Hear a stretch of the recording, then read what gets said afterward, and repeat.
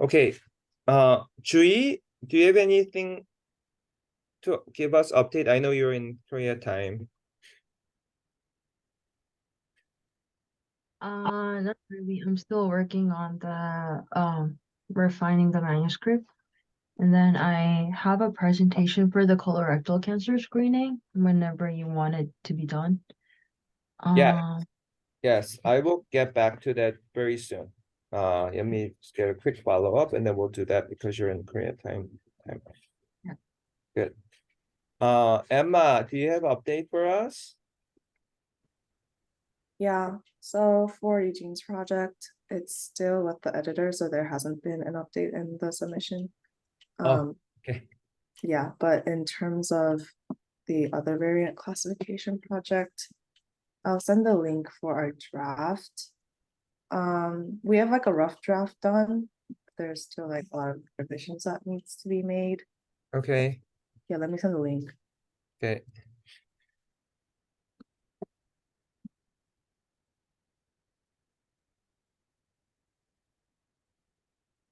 I sent it. Yeah, got it. Yeah, I will share screen.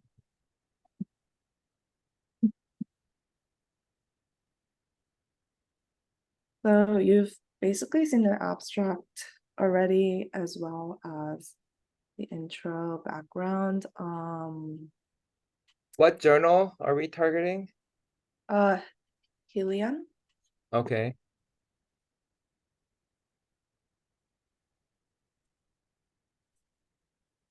So you wrote abstract? So if you scroll down, there's a manuscript. And then introduction. What are the parts that you've changed? So we finished the methods. So we added the methods, as well as results, discussion, conclusion.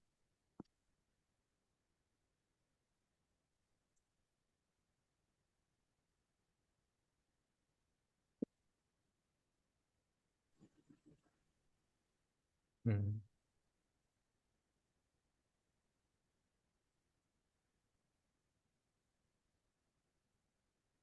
Here we had a question. Mhm. So for our databases, like ClinVar, OncoKB, do we need to explain why we chose those three databases in particular? Just Or say widely used. okay.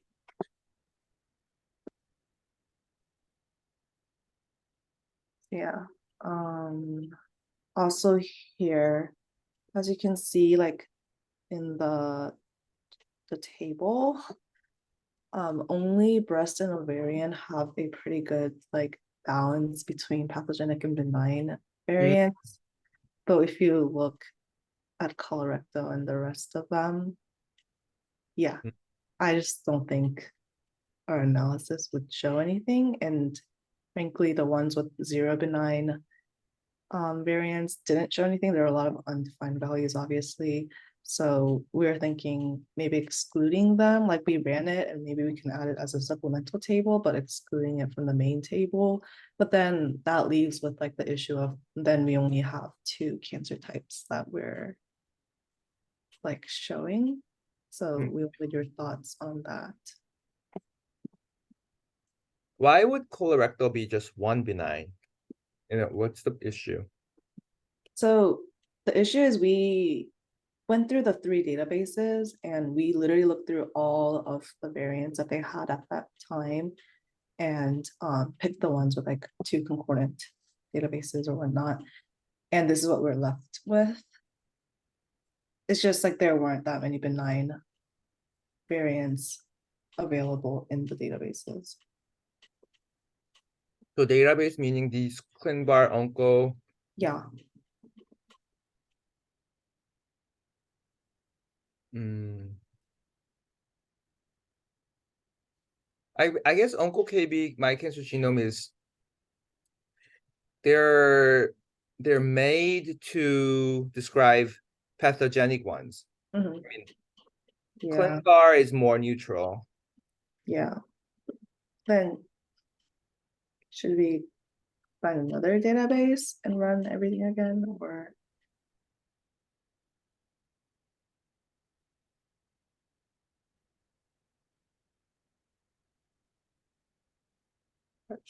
So Melano, can you show me like the raw variants? Like I'm trying to understand how, like in maybe you can share your screen, show us the colorectal or melanoma, like raw data with pathogenic and benign. Mhm. Let me share my screen.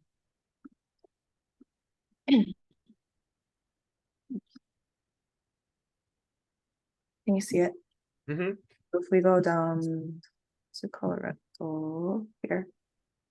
So this, I believe, is the predicted value from the databases.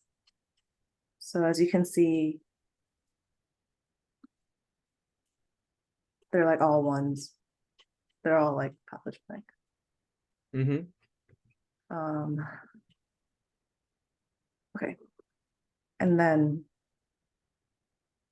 I think I just saw it, but there was just that one 0 value, which is the, yeah, here, which is like the benign variant.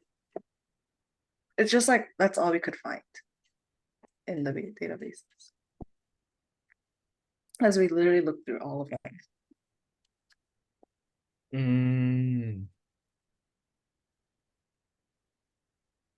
And that comes from ClinVar? ClinVar, OncoKB, and my cancer genome. You mean like either one, right? No, so our criteria was that it needs to be concordant in 2 or more databases. Pick 2 out of 3 or more. 2 out of 3 or more. Yeah.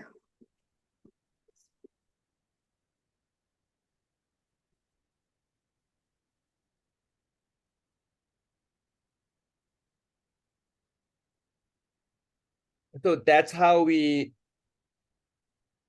I guess that's how we defined our gold standard, correct?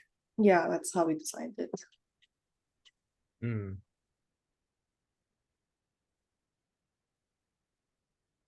Do you think we should lower that standard and run it again? Or like, I'm not sure what to do. Yeah. I mean, there's no right or wrong answer to this.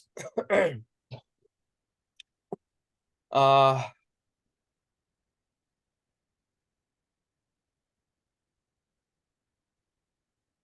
so even for colorectal,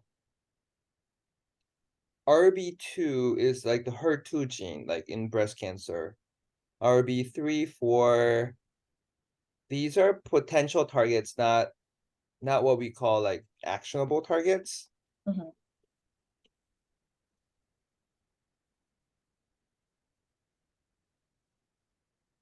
So to be strict, I don't think that those ERBB genes should be included. Okay.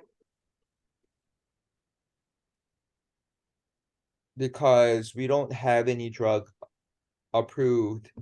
Because this is looking at only actionable, right? NCCN guideline. If you get colorectal, there's no drug that targets HER2 or EGFR. There's cetuximab, but it's not based on the ERB2 mutation. Yeah.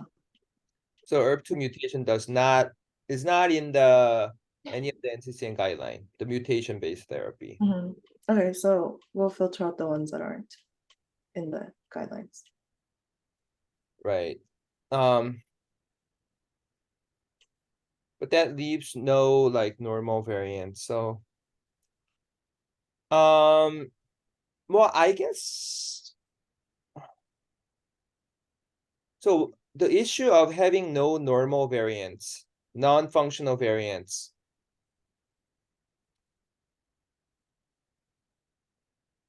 I mean, I think we just have to write it as our limitation, and that's how the data was.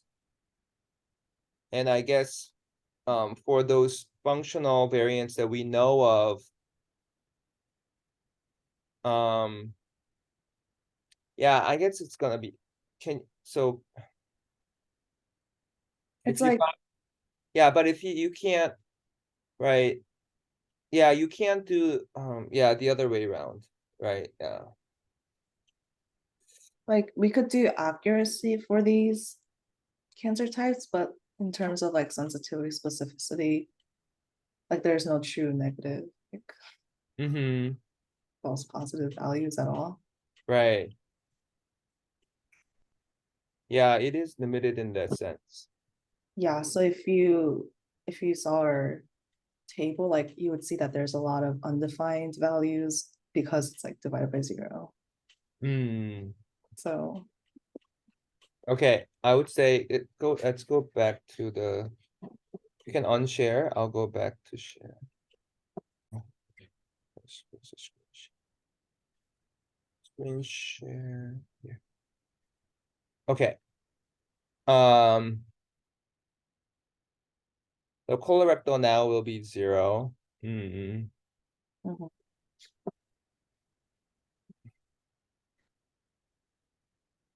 So I guess breast and ovarian, you have a lot of benign because of the BRCA, right? It's all Yeah. BRCA. They're mostly BRCA1/2. Yeah. I'm surprised that they didn't put.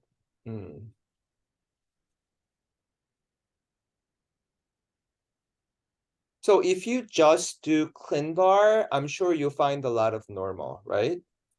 I think so.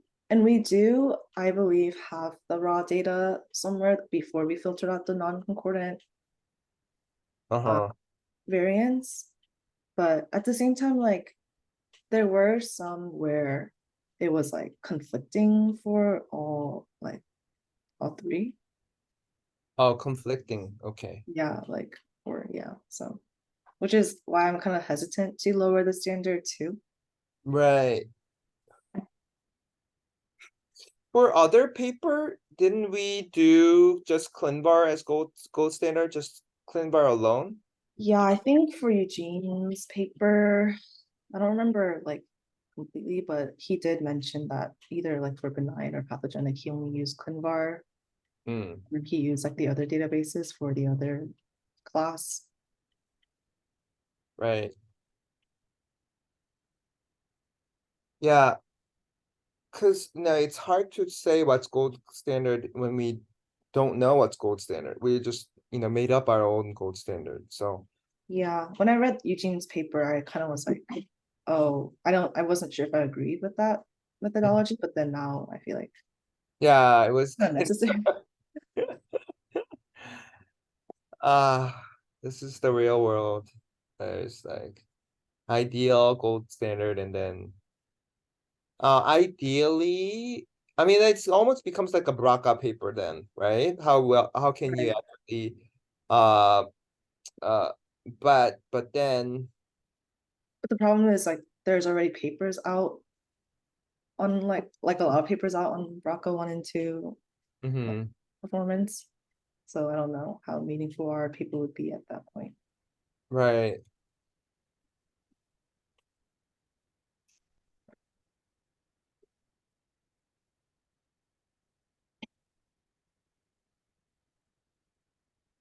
So if we lower and make it same as Eugene's paper, then we'll just go by ClinVar. We can't like there's gonna be conflicting ones, but we'll just have to go by ClinVar and generate more benign ones for all the others. That's Yeah. one option. The second option is, just do breast and ovarian, which is gonna, yeah, be like gonna turn into like a BRCA paper. Hmm. Yeah.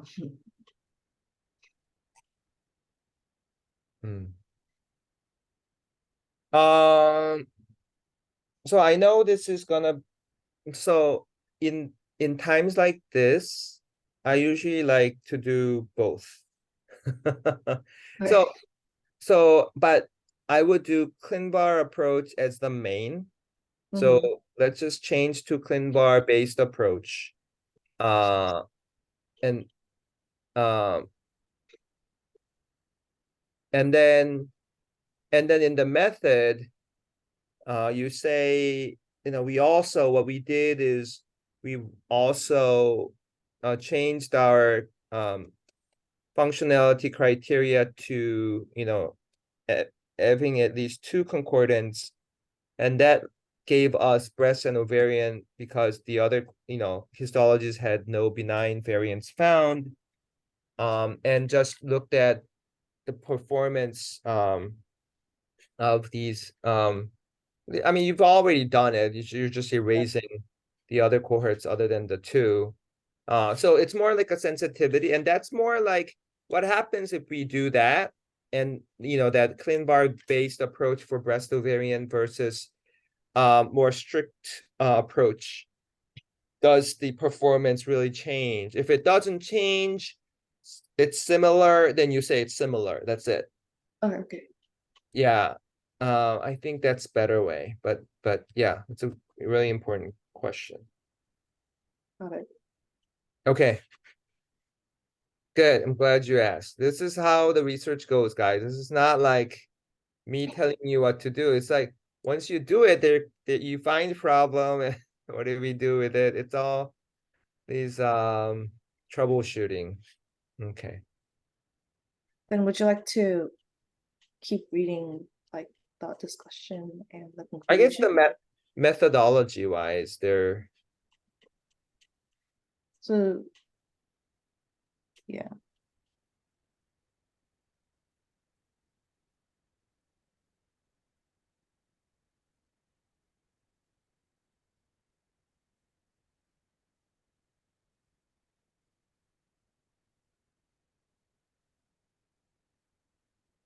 so same thing. I just want to emphasize so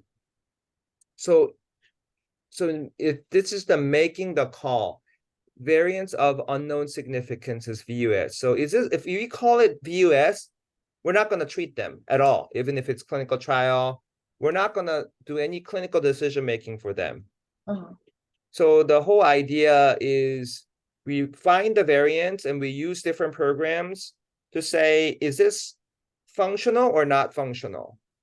If we say non-functional, it goes to VUS category. And we're gonna ignore that variant Mhm. and no clinical decision making there. But if we say this is functional based on, all these algorithm, then we're gonna, put them on trial, put them on the off-label targeted therapy, we're gonna do something about it. So that's why at the very basic is saying, is this a actionable target or not actionable target? And how good is our current algorithm, used out there in assigning them?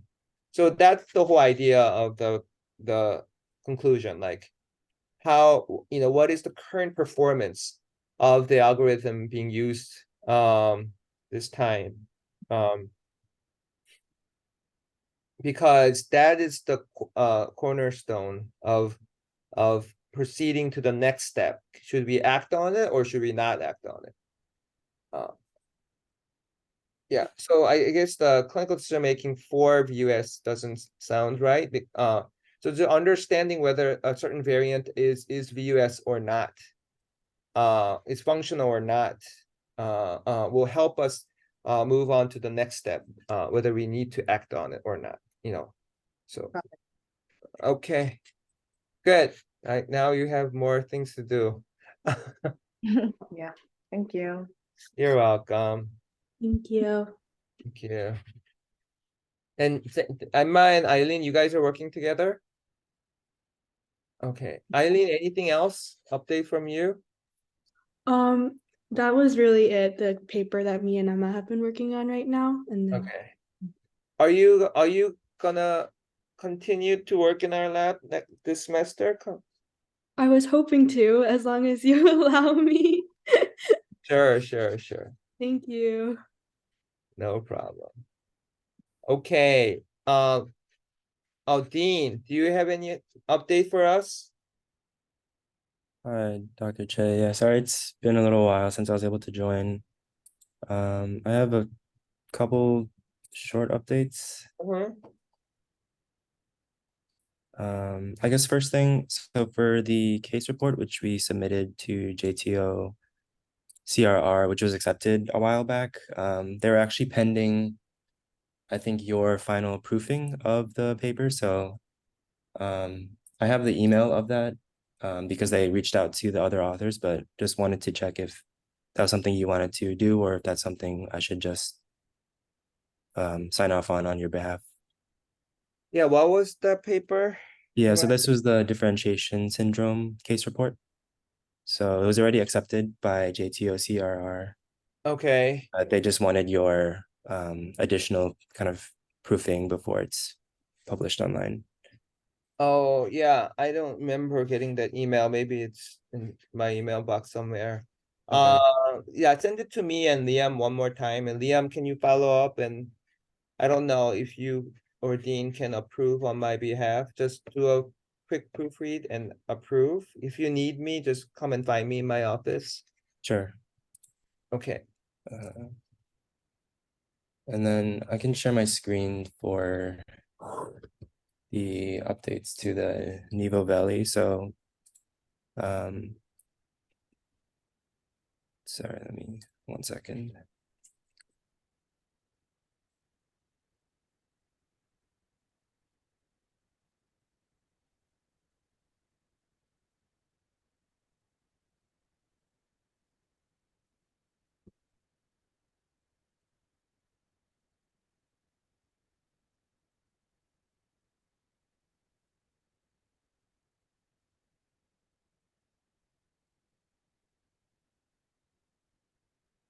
Sorry, 1 second.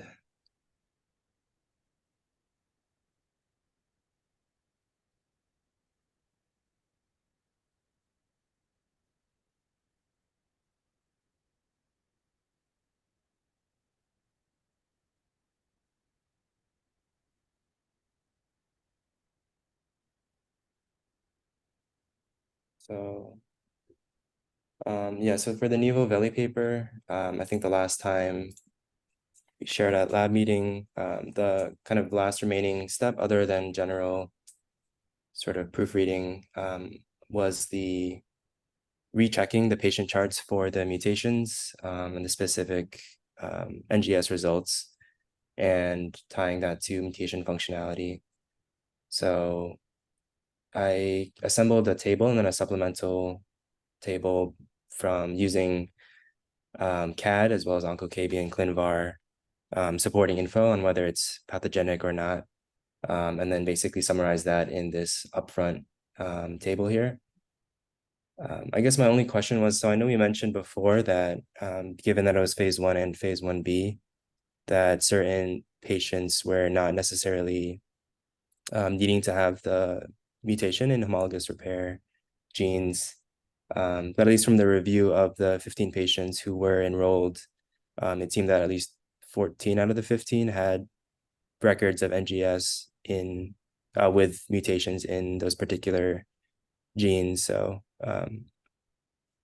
that's not really a point, I guess, that we describe much in the paper, at least when it was initially framed. But yeah, just wanted to kind of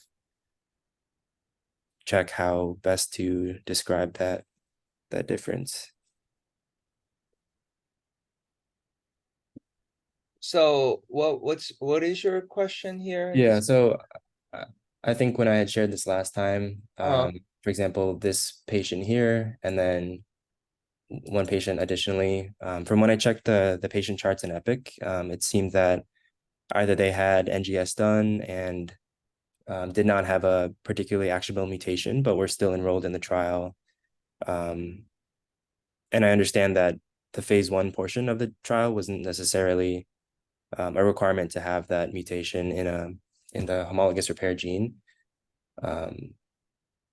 But yeah, I guess I wasn't super clear on kind of the initial versus the expansion cohort and the eligibility of their NGS results in whether or not they're able to be a part of the trial. Because I think when we first put together this paper, it wasn't necessarily a point that we made. It was more focused on the 1B results as a whole. And I think we had previously, at least Dr. Elena had kind of characterized all patients as being as qualifying for the trial because of the mutation in the homologous repair gene. So it's exactly written in the protocol that for the dose expansion, Yeah. dose escalation, you don't need any mutation. Yeah. So that's how we accrued our patient. Yeah. But as an investigator, you don't want to put random patient on this trial. You want to put patients on this trial if you have something in the NGS report that will make you want to put the patient on the dose escalation. So regardless of the criteria, it's the investigator's preference who Okay. you want to put. But if there's nothing left to offer patients, some people just still go to this trial because there's no prerequisite. Right. So that's what happened. So you can describe all that in your method and discussion, how we Okay. enrolled our patients, how the patients ended up with all these patients. I'll go back to the table. Oh, sorry. So here you have VUS and the RAD51. So where are the actual gene and variant Yeah, information?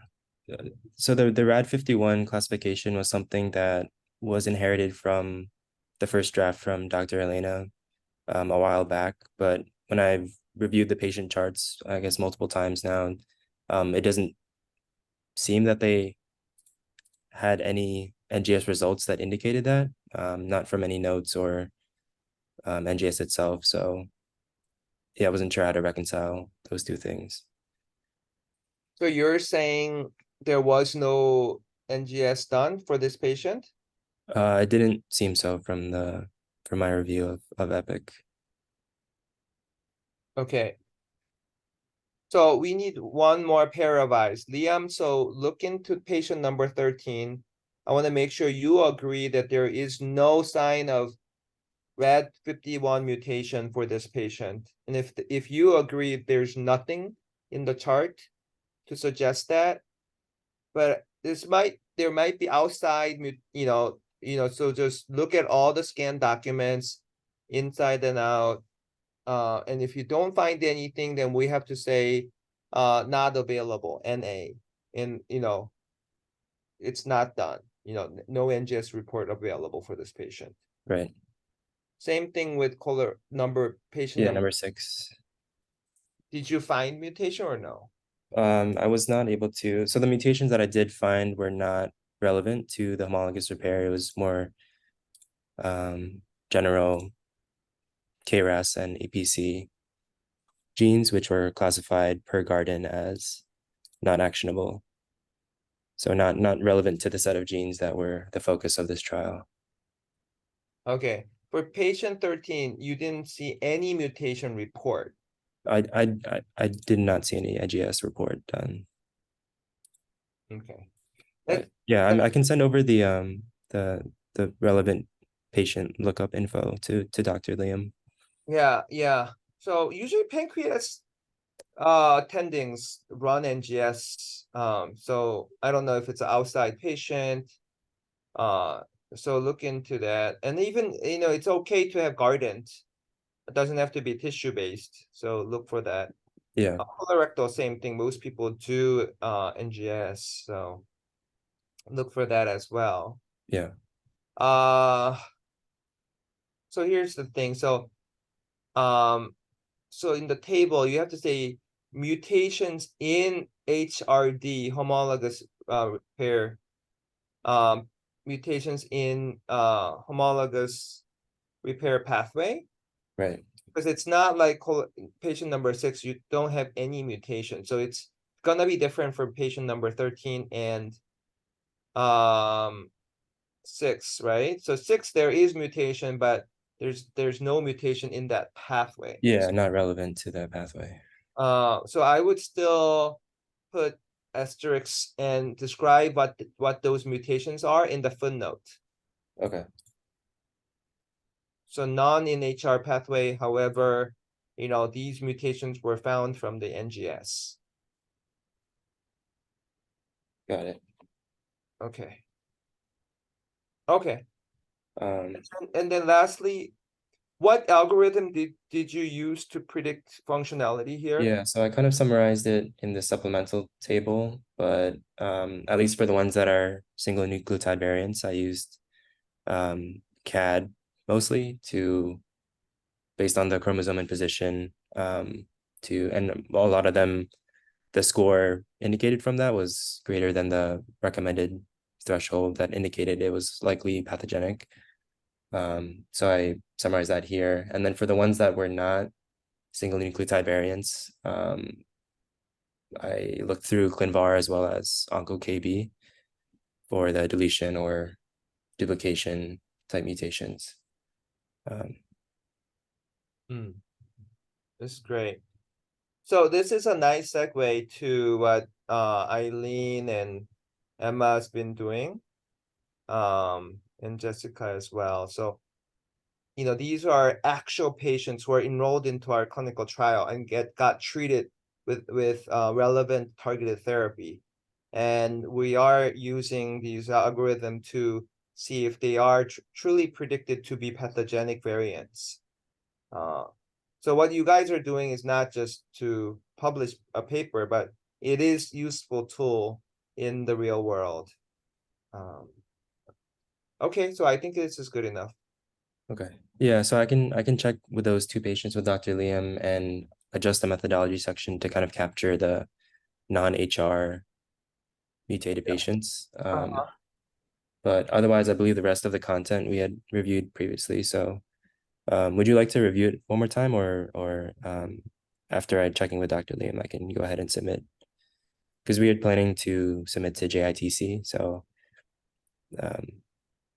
kind of the supplemental info for that I've already been putting together. Mm-hmm.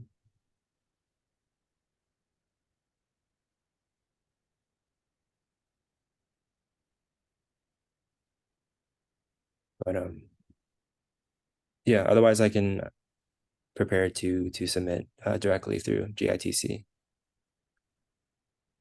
Okay, so I guess did we submit to BMS?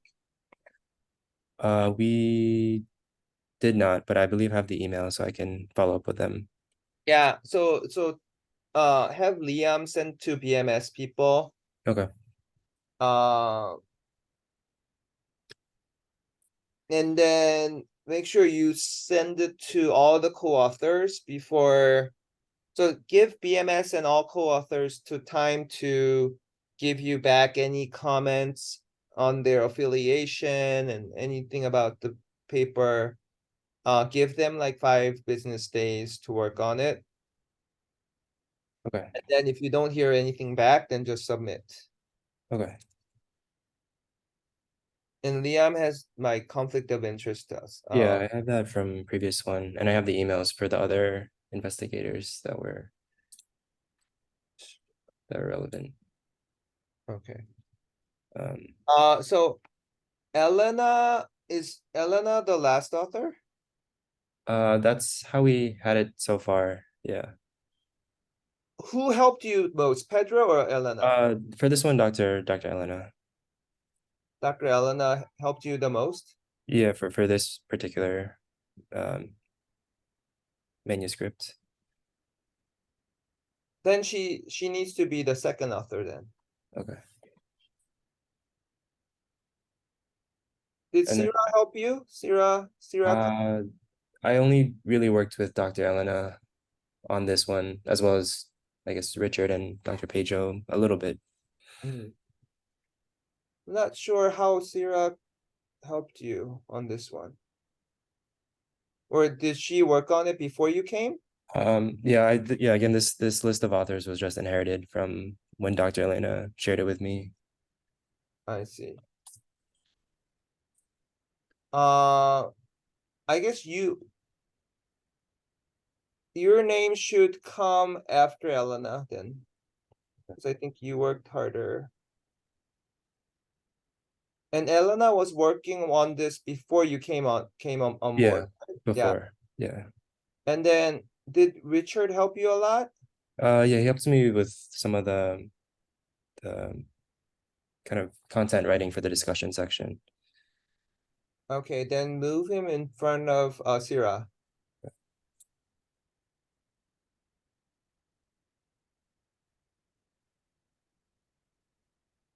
Okay, I think this should be good enough then. Okay. And then, yes, you can leave it like that, and then you could put me as a corresponding author. Yeah, Okay. Okay, yeah, so I plan to make those updates and reach out to the other authors this week. and Uh, VMS, yeah. Yeah, and VMS as well. And then in terms of the Nivo Met, I do not have that ready for your review this week, but yeah, I'll plan to come next week and share updates on that.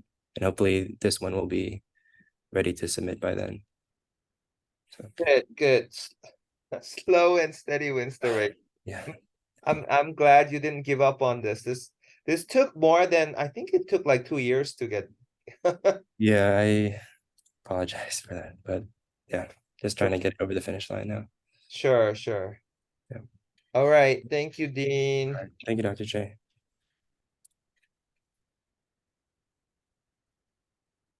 Okay. All right, let's go to Juhi so she can present.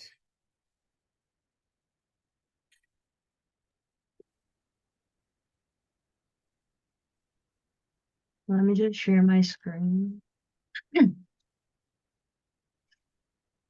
Mm,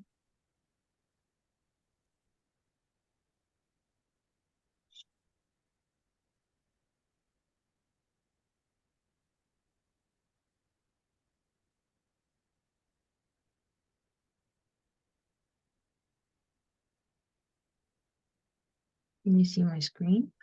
Yeah.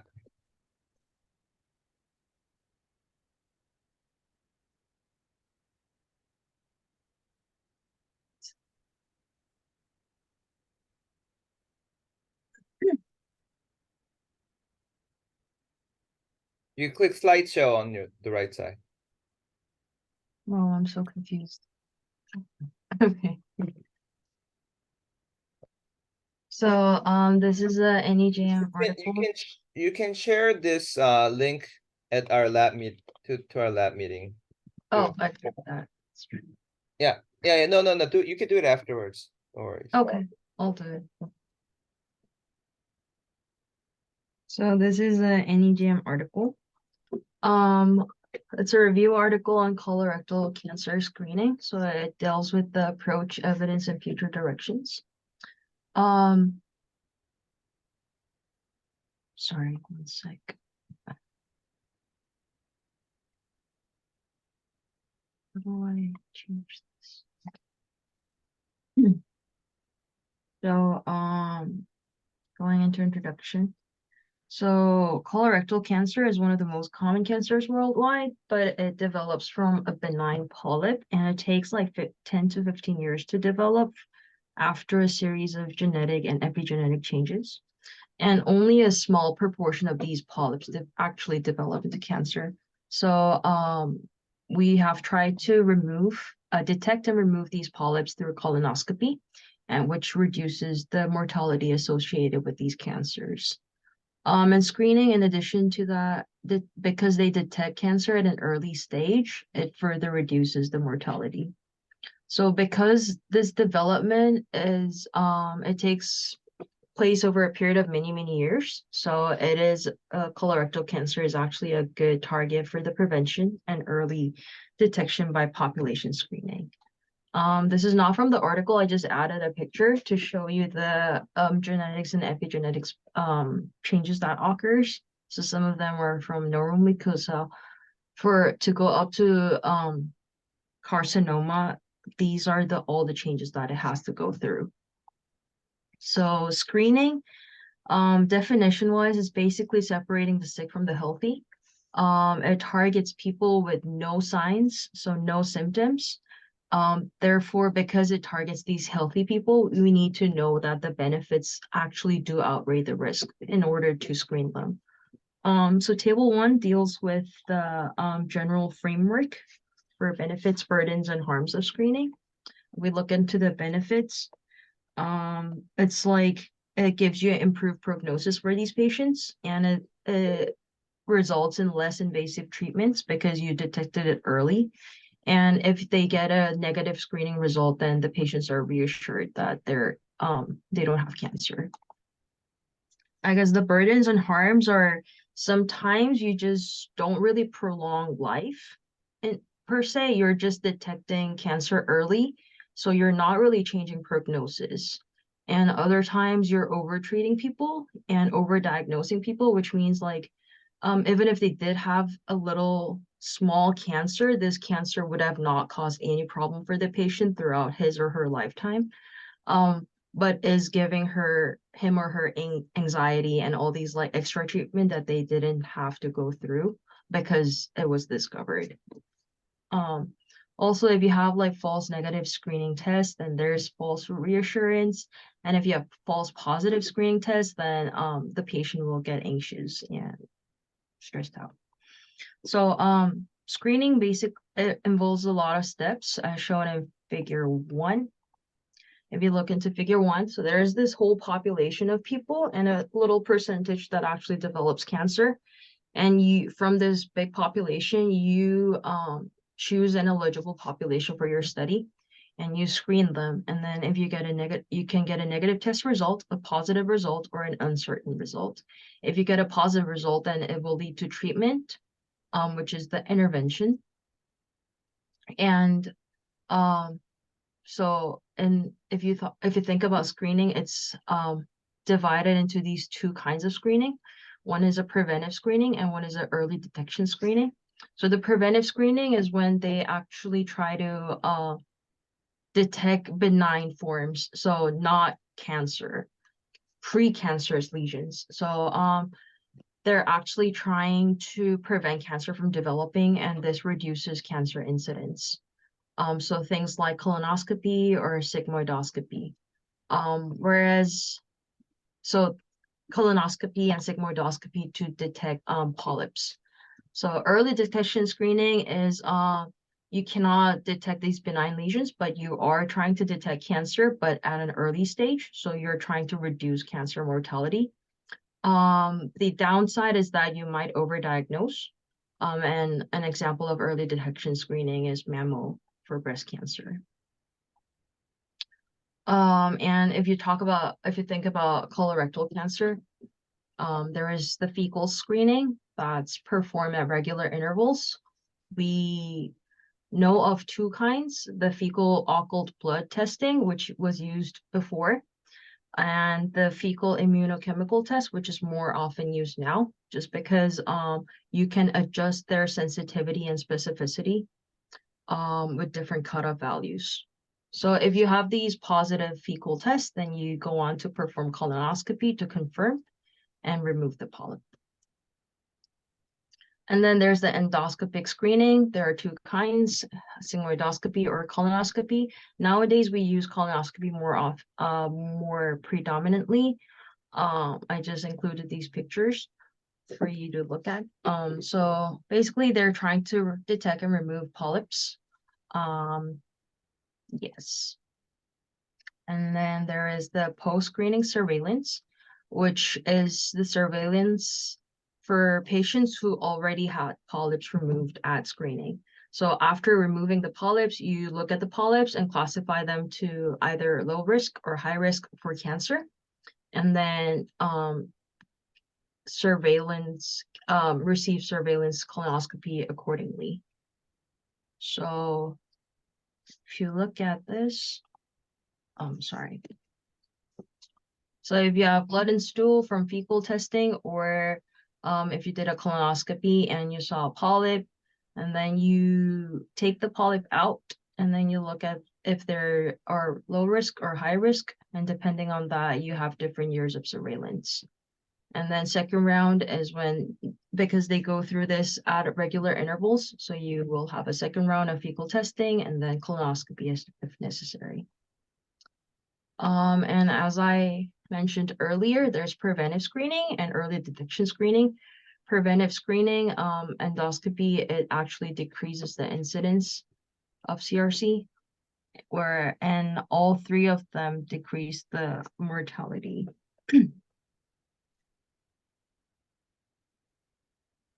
And the US Preventive Services Task Force recommends that all adults age 50 to 75 years get screened.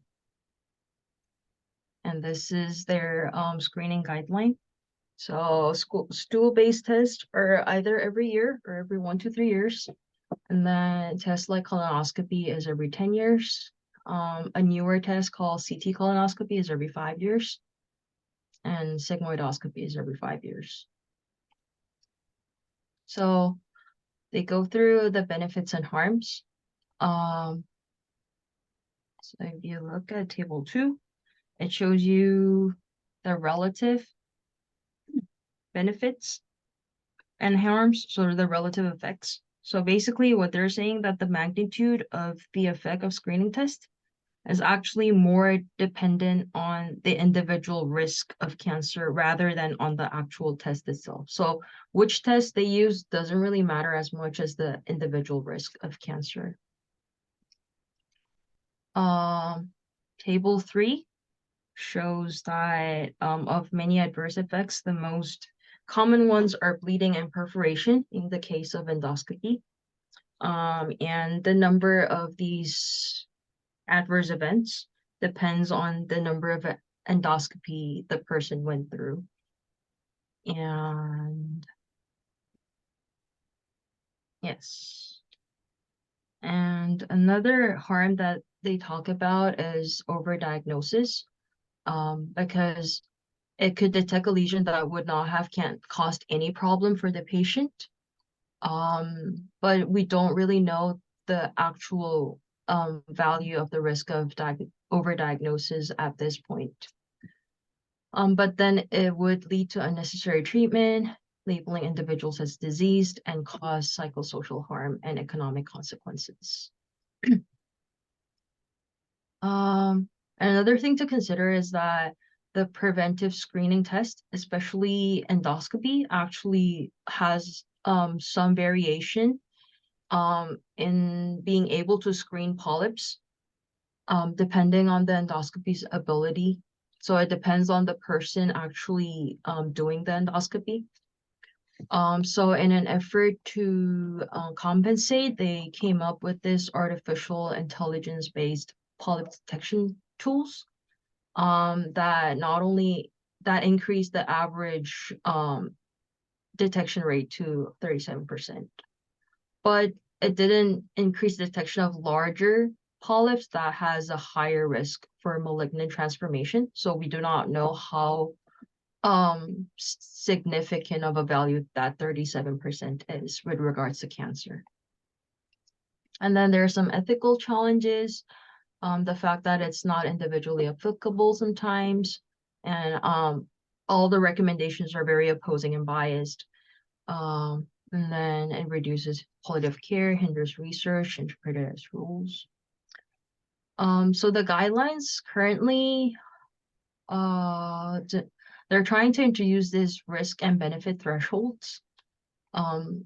So basically the panel of expert, they try to guide people on what to do. So according to their guideline, they try to recommend screening for individuals who have a 15-year risk of colorectal cancer of 3% or higher, and no screening when it's below 3. That's the picture. This is when it's 4%. And when it's 2%, this is when they don't recommend any screening. So something to think about is that colorectal screening is not really Can accessible you go for everyone. back? Can you go back on that? Yeah, and then go back. And go back. So can you describe this one more time? Oh,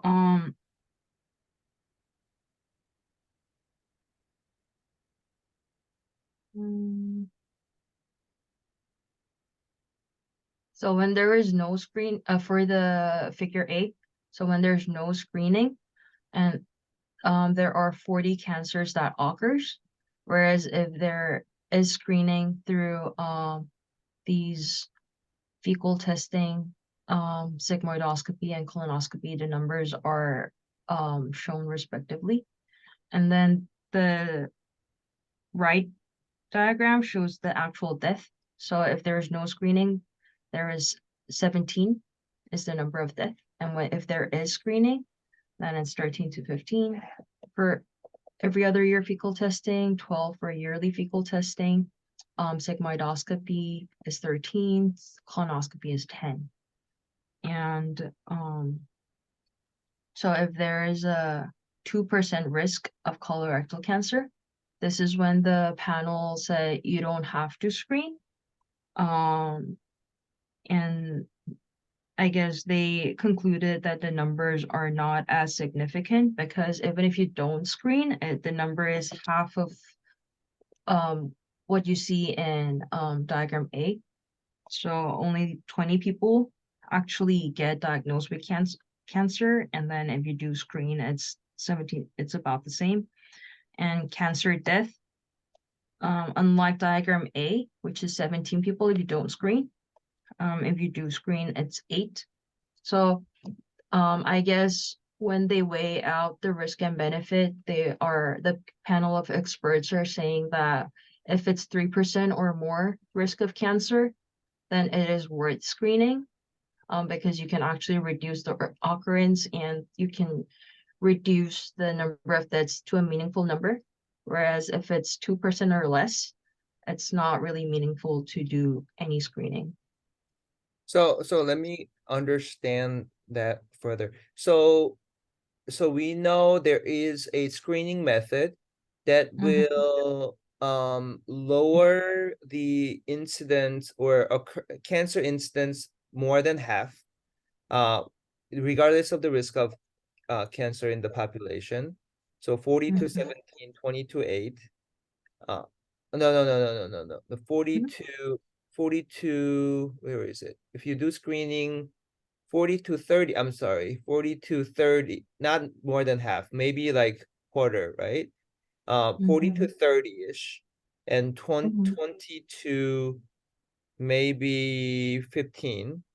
So reduction by 25% in its occurrence, but death maybe by half of that, 8 to maybe 6. So around say 25% reduce risk of death as well. But it becomes only cost effective when it's 3% incidents per 1,000 inhabitants. It's like, Not incidence, the risk. so how do you calculate 2% risk? They just said based on the balance of absolute benefits and harms. I have no idea how they calculated it. Is it a lifetime risk? Probably it's annual risk. I don't know. I don't think it's a lifetime risk. I feel like age is one of the things that I would take into account. So it's right here, it says 15-year risk. So maybe that was a 15-year risk. This risk, yeah, this Yes. number is 15-year risk. So in the Yes. next 15 years, because colorectal cancer takes time to develop, right? Develop, yes, about 10 to 15, yes. Yeah, so if you apply no screening method and screening method, then in the next 15 years, what is your risk of having cancer? That's and then task force is arguing that it has to be 3% or greater.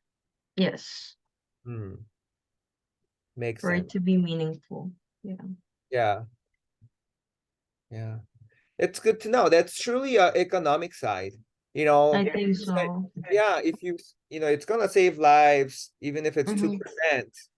But at what point is the society willing to reimburse all the procedures with their insurance policies, right? So Yeah. it is truly a economic decision.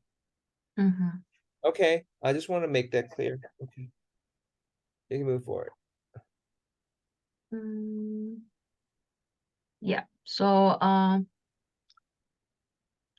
for a patient to make an informed choice, we need more information than what is given to us at the moment. We need like information like absolute risk, absolute benefit of screening tests to reduce that risk of cancer, and the absolute risk for harms from the full screening process because it is an invasive process in the case of endoscopy.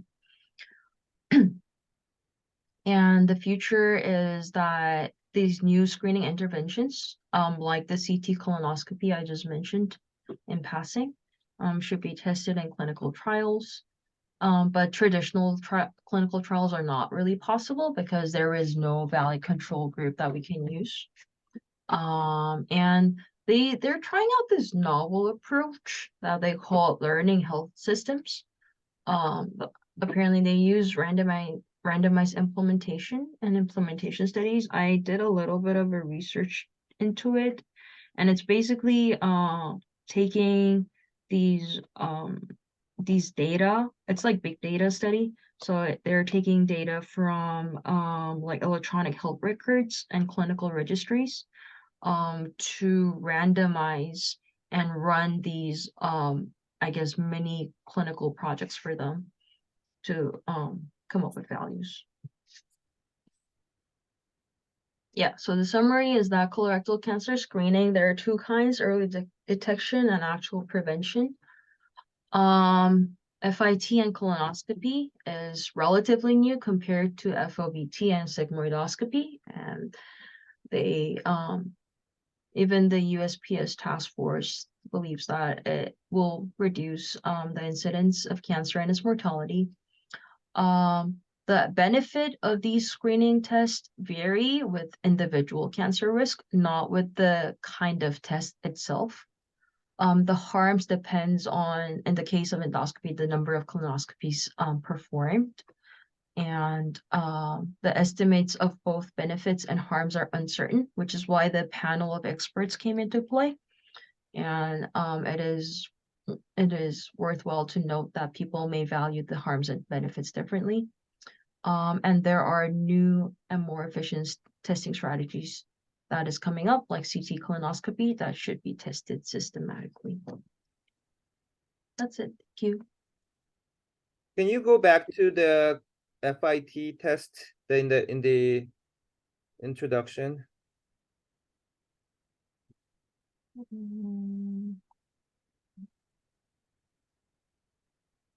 This one?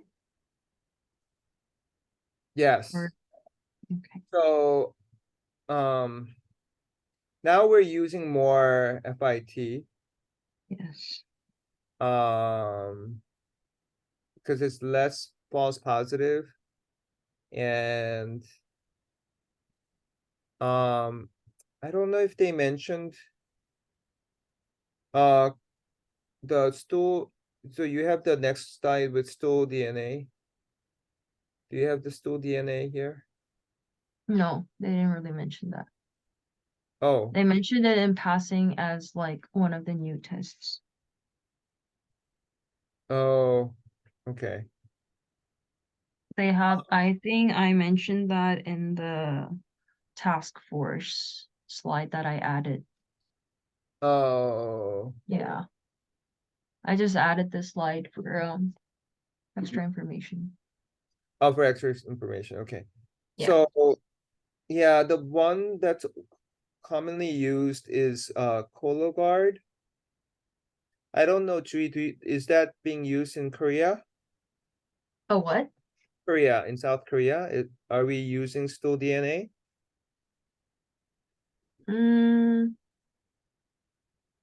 I don't think so. I think we're using FOBT and then delving straight into colonoscopy because colonoscopy is not that expensive and very accessible. Yeah. Colonoscopy can be done within hours. It's not very difficult in Korea to do. So Right, right. So stool DNA test, Cologuard, they claim to have much higher sensitivity than FIT. Anyway, Mm, yeah, and that plus now you know, this is your area of expertise. There's MCED, or some companies are just doing colorectal focused blood DNA tests. Oh, yeah. Yeah, I'm surprised didn't mention it, because I think they're going by what's only approved, right? In this I review. think so, yeah. They're Yeah. going by the guidelines. Yeah. So this is a nice review. Kind of falls into your expertise, Chewy. So I thought of you.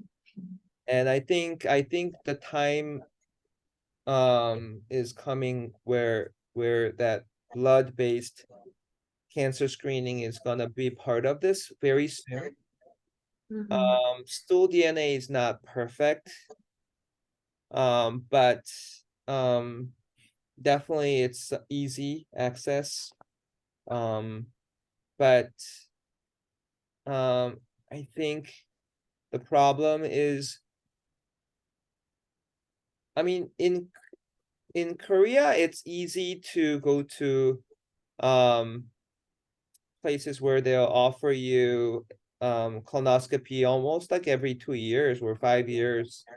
If you Yes. want it, they'll do it for you. Yes. Very cheap cost. But places like America and many other parts of the world, it's so hard. It is so Mhm. hard. So that's why this stool-based or blood-based assays come in handy, and it will screen more patients. Mhm. So I think it's going to happen very, very soon. And a lot of companies are now going into that space. So I think it's really important to see where the field is heading at the moment. So thank you for summarizing all this. Where's your paper at the moment? I'm still changing it up to fit the format, Hmm. but I might ask if my co-authors are interested in helping me out, Mm. just because I've been under the weather a little bit. I Who's know your everyone's busy though. just send out email to your co-author. Yeah, See, I'll just ask if they'll be willing to help a little yeah, bit. if anyone's willing to help out changing Mhm. the format. And as you can see, we write a paper. It takes so long to get it published. I was very tempted because I get all these emails from I know our pirate journals. They're so nice. And after so many rejections, I'm just like, you guys are so nice. You want to publish?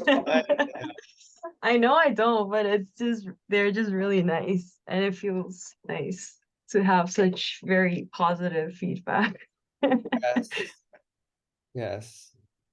Um, but yeah, it's the persistence that will pay off. And I know the MCD paper is a I think it's a pretty good paper.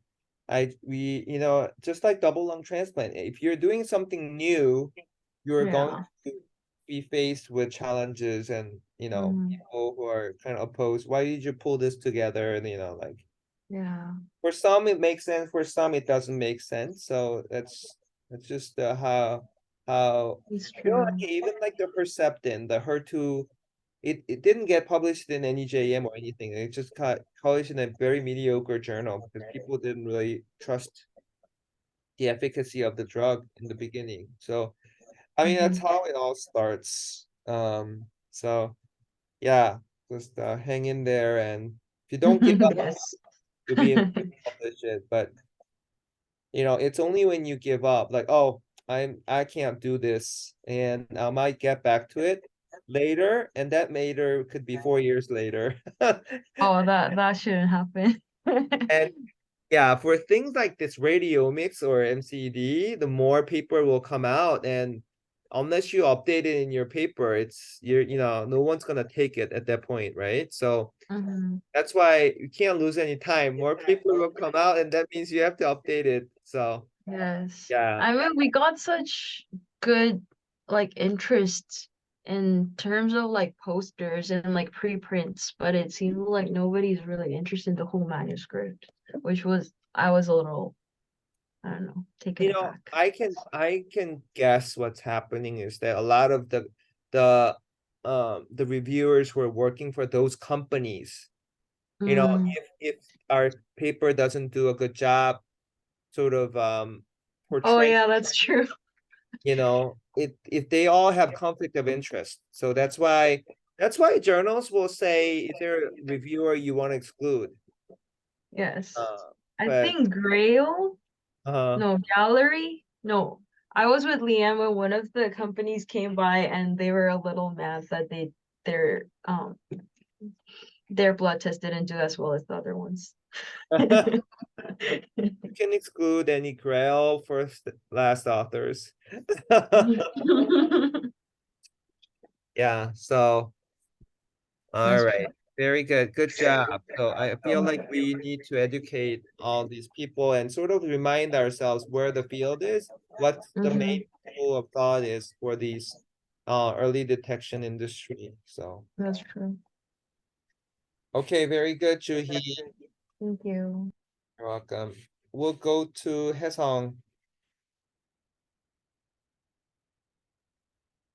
Okay. Yeah. So starting always with DARTS, clear cell gynecologic cancers still need data update. And so I'm still waiting for a response from Megan. And then Dr. Kurzrock replied yesterday that she would give you feedback. Have you had could you maybe check your email, like inbox, if Dr. Kurzrock has given us feedback on cohort 12 BAC? BAC, yeah. Thank you. What's the update on other cohorts?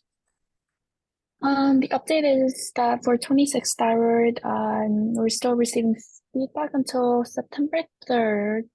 So I guess that's ready. I haven't heard back from Patricia. Does that mean we're ready to go Yeah, submit? we're ready to go. Okay, yeah, Just I will. email Patricia because we got all the input. We are submitting it today and just submit. Okay, awesome.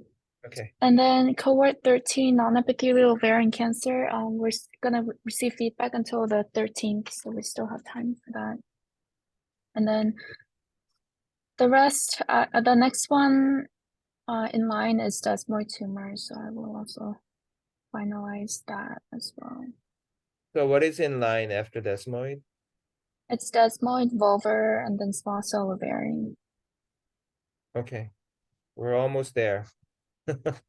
I mean, you've written everything up. It's just Yeah, tell us it's just like last minute like figures and references and just fitting everything. But yeah, Yeah. that shouldn't take too long. Okay. Right. So the last trial, KISO trial, yeah, I have the draft ready. I showed it to you last time, and then we're still waiting for feedback from both teams, KISO and Lunit.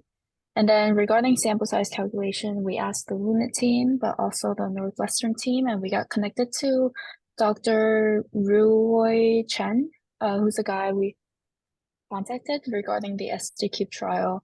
Oh, okay. I will, yeah, so I think I sent him an email last week just to remind him, but let me send him another reminder email, so that he says he's gonna work on it. It's just that we haven't heard back from him. I will do that. So did we get letter of intent from both companies? We got it from Akizo, but not from Lunit. It's unusual that they are taking time. Or LOI, as in like the approval letter. We need approval letter from both companies, but Lunit is taking some time. So yeah, email them again and say we need this letter to proceed with like our IRB and SRC and budget. Okay, yeah. And then for the Dr. Horbinski, like coordinating things with the NM pathology, Susie sent out like your availability dates, but they haven't responded yet. So I Yeah, mean, it's always been. There was also Labor Day and the weekend, so we'll just have to wait for that.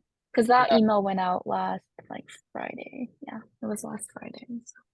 So wait today, if there's no response, email again, and if they don't have ability on Tuesday or Wednesday, you and Liam can do the meeting. And it's logistics, like who's actually going to, take the slide and scan it. And we can't expect them to upload to the Lunit. So maybe if they scan it and if they scan it, if we need someone to scan for us. If not, if they were short on staff, we're gonna have to develop a plan. Maybe will go to the pathology, pick it up and slide, scan it and just provide that scanner, because we can't go to Lee's lab every time. This has to be done through PathCore, and PathCore has the scanner. And Demir is the director of PathCore. Horbinski is like the bigger person in charge, but I think Demir is the one who is charge of the Path scanner.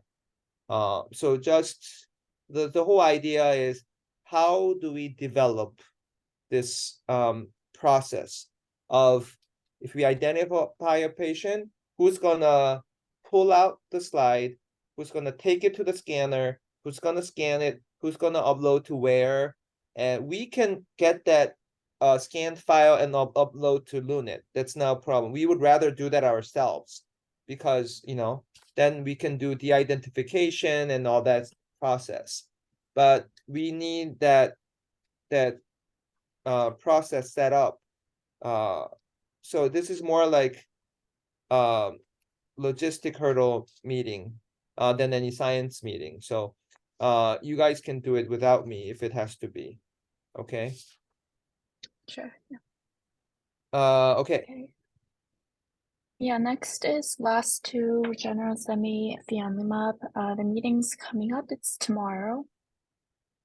So since the slides are ready, I think I've sent it to you. Would you like me to send it to you again, just in Yeah. case? Fianlimab and Semi. no, you can show too it to high. us on the just share screen. I'll just go with you right now. Oh no, like you gave me a final yes. So you said just send it over to your email, and I did last week. Oh, You I can did. also search it Oh, on your email you inbox. mean the slide is approved and ready to be sent, or? You gave me the final yes. Let me see if you sent it over to Regeneron or something. I just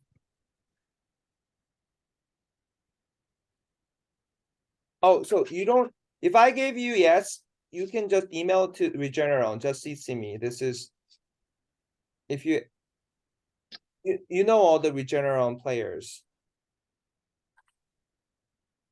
sorry, 1 second. Yeah, I did email them. This was August 22nd, Okay, and then they scheduled the meeting. So yeah, they should have that okay, so we'll go over them in a together while. one more time during, is it today? Is that meeting today? It's Tomorrow? Tomorrow? tomorrow. Okay, so let's do that tomorrow. So this is IIT, right? This is Yes, TIL based, yes. right? CTLA-4 and Evo. It's Yeah, tomorrow at 1:30. okay. Not CTLA-4, lag 3. Okay. Yeah, lag 3. Okay, That's that. And then I have the transplant like inverse association poster for comma. Would you like to check or I oh yeah, show it to us. okay. Yeah. So the comma meeting's coming. For those who are interested, you should come and join.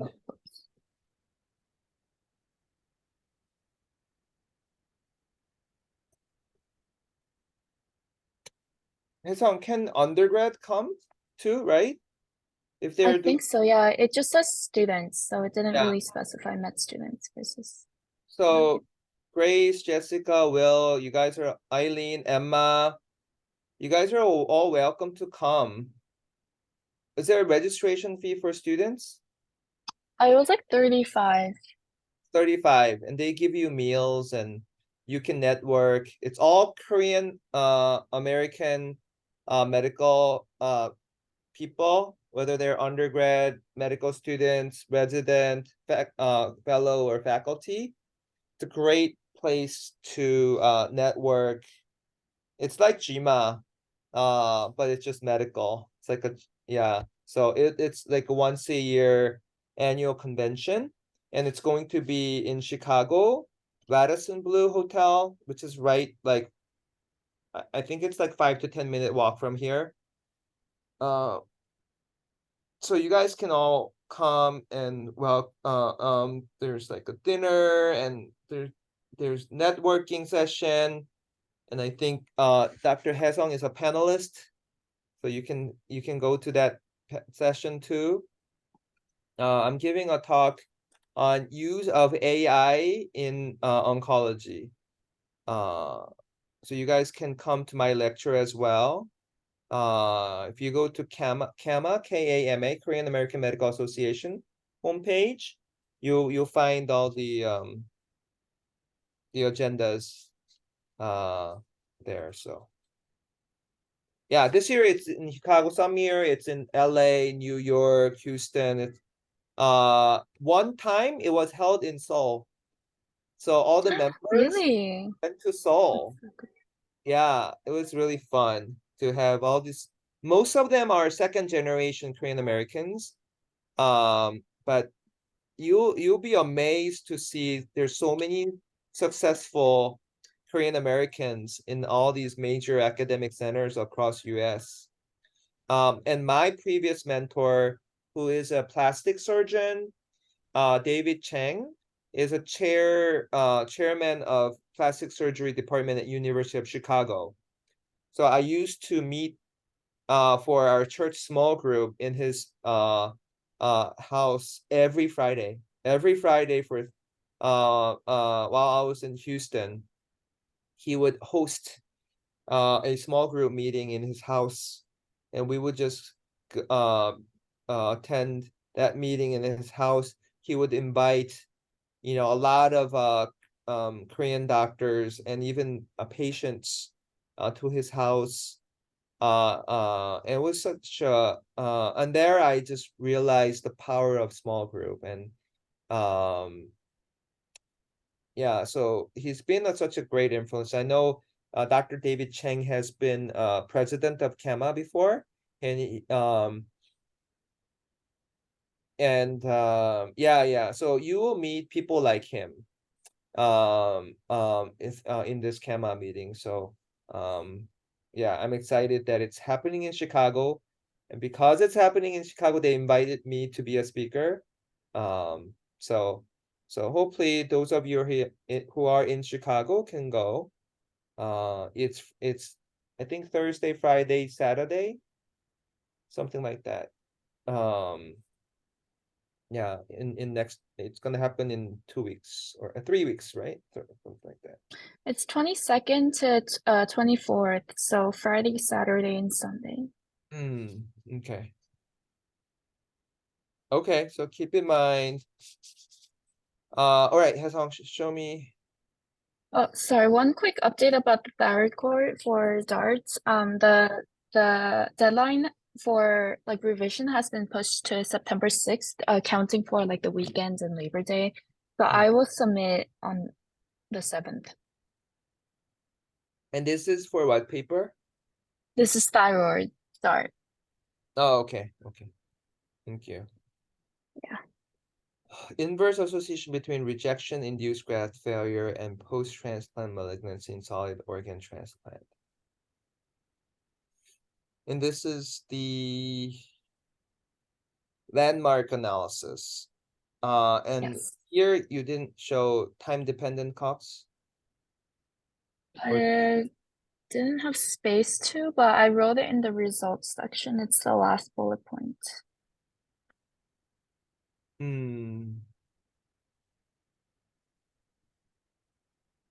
Okay, inverse relationship between graft failure and PTM in all solid organ. Okay, I think this was pretty straightforward.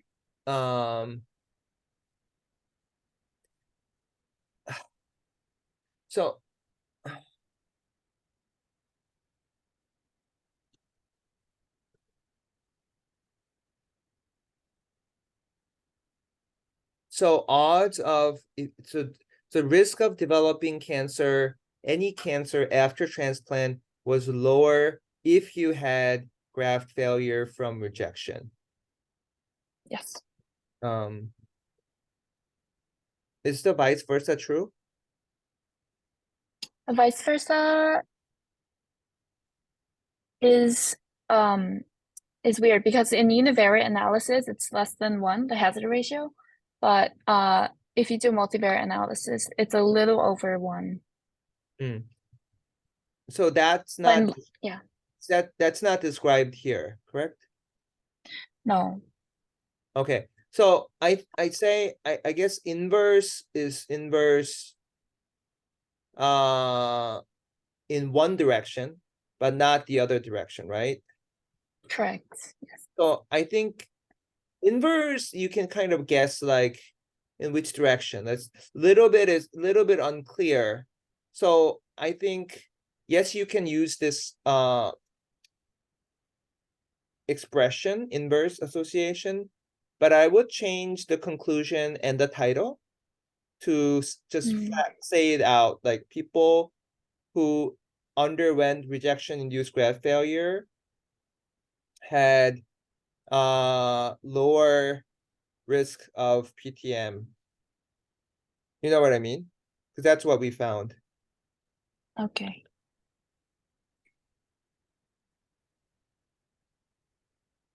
So the title would be reduced risk of PTM among or reduced risk of PTM in rejection-induced graft failure among solid organ transplant recipients. Yeah.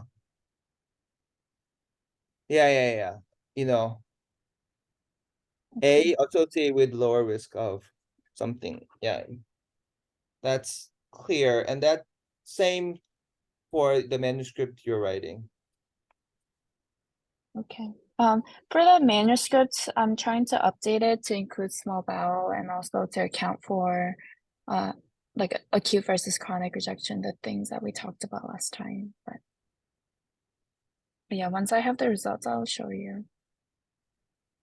Okay. Okay.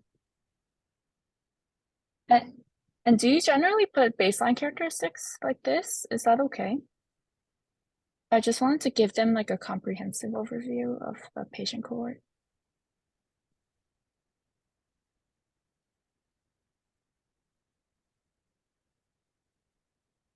Yeah, it's okay. That's that, and I will print that out.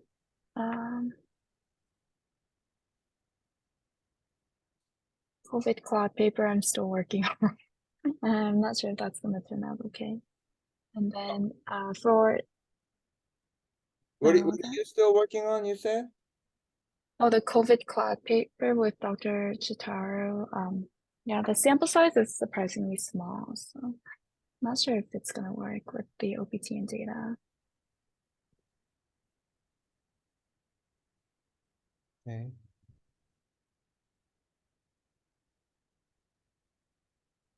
And then for the Tempest Discover project, the mucinous one, we're gonna have a meeting on October 4th. October 4th? Yes, This is September. yeah. So what are we waiting for?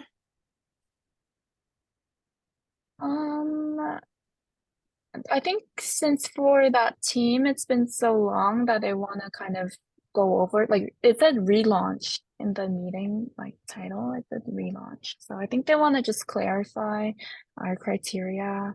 And also because now that we have like a better understanding of nuisance versus non-nuisance, we can maybe talk about it. And then last time I submitted the subtypes that we wanted.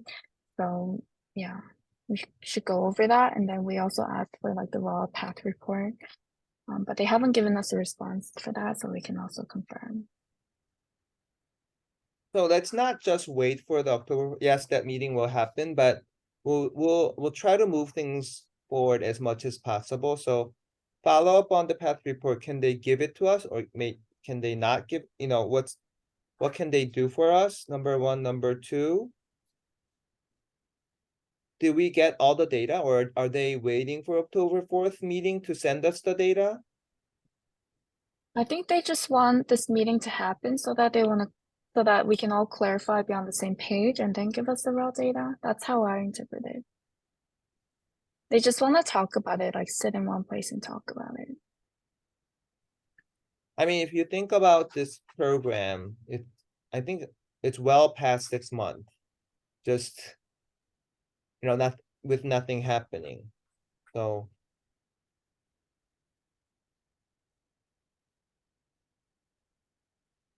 So I think we need email communication, real time. So what is the barrier? Like, what is your question so that we can answer them in email before we have the meeting? Like what is your question? What has to happen for you to give us the data? And I know we're having October 4th, but we want to make sure we know what your questions are so we can prepare to address it by email first. And once that's addressed, then there should be no barrier for them to, send us the data, right? So let's not just sit and wait. Let's ask them questions. CC me. I will push as well. We just have to push. I think they're being very negligent.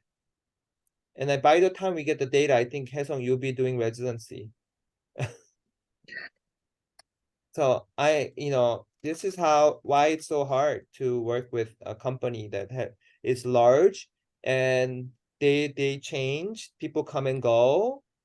And it's same thing, like even with biodesics, we saw that happening again, like, oh, we don't know where the agreement is. Like, come on, it's your job, you should have kept the agreement with the SWOG. It's like new people come and oh, actually don't know what has happened before, can you update us? And it happens in the bigger companies. So I guess we just have to fight it. We just have to say, hey, let's solve it. What is the question? Is this the right answer? Let's move forward. And we cannot take it, oh, let's talk about it in 1 month and figure out. No, we're not going to sit and wait on another month. Okay, Haesung? Yep. Okay, next. TAP is also waiting. Still trying to set up the Python training session. So TAP is more like they're almost ready. They want to teach us how to use the program, or what is the session about? Yeah, but they haven't given us the raw data. And the Lens workspace isn't really user-friendly. I couldn't really access the entire data. So I'll ask once we meet. So when is that Lens meeting? Hasn't been scheduled. It's not set up? No, Then we need to set up. And then same I'm thing. still waiting, but yeah, I can remind them. Yeah, we need to set it up and then.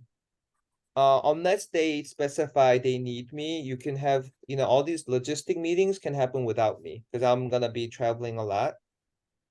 Mhm. For those of you, because I'll be in a really different time zone.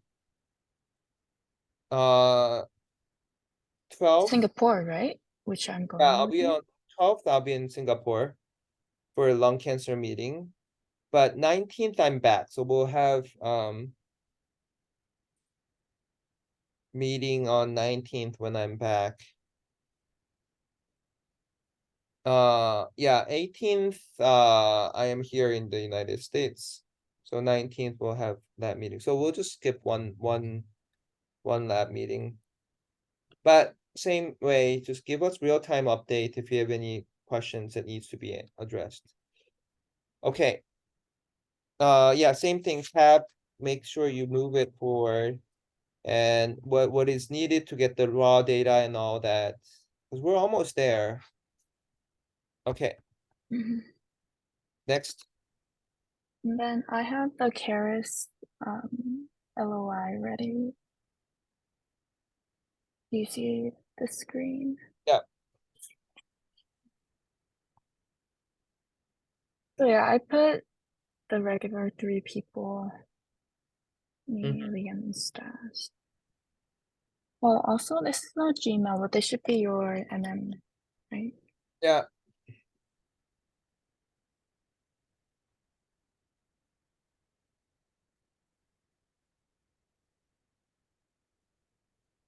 Monotherapy or combination immunotherapy as first line. TMB, tissue blood heterogeneity.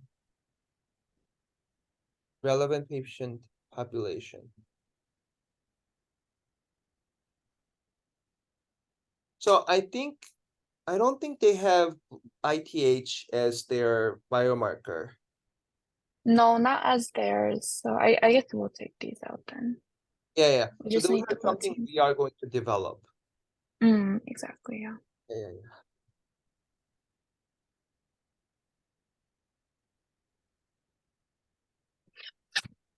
But where's the rationale? It's Is it? below. But I mean, is everything else okay? Yes. Okay.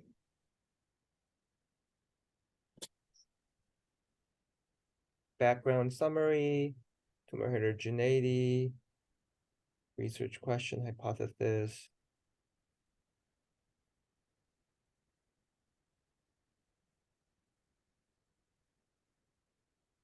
TIL, concordance with the TIL.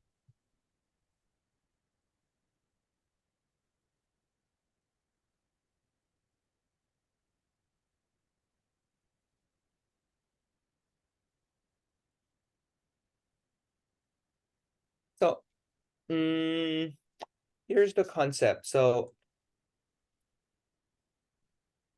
histological heterogeneity,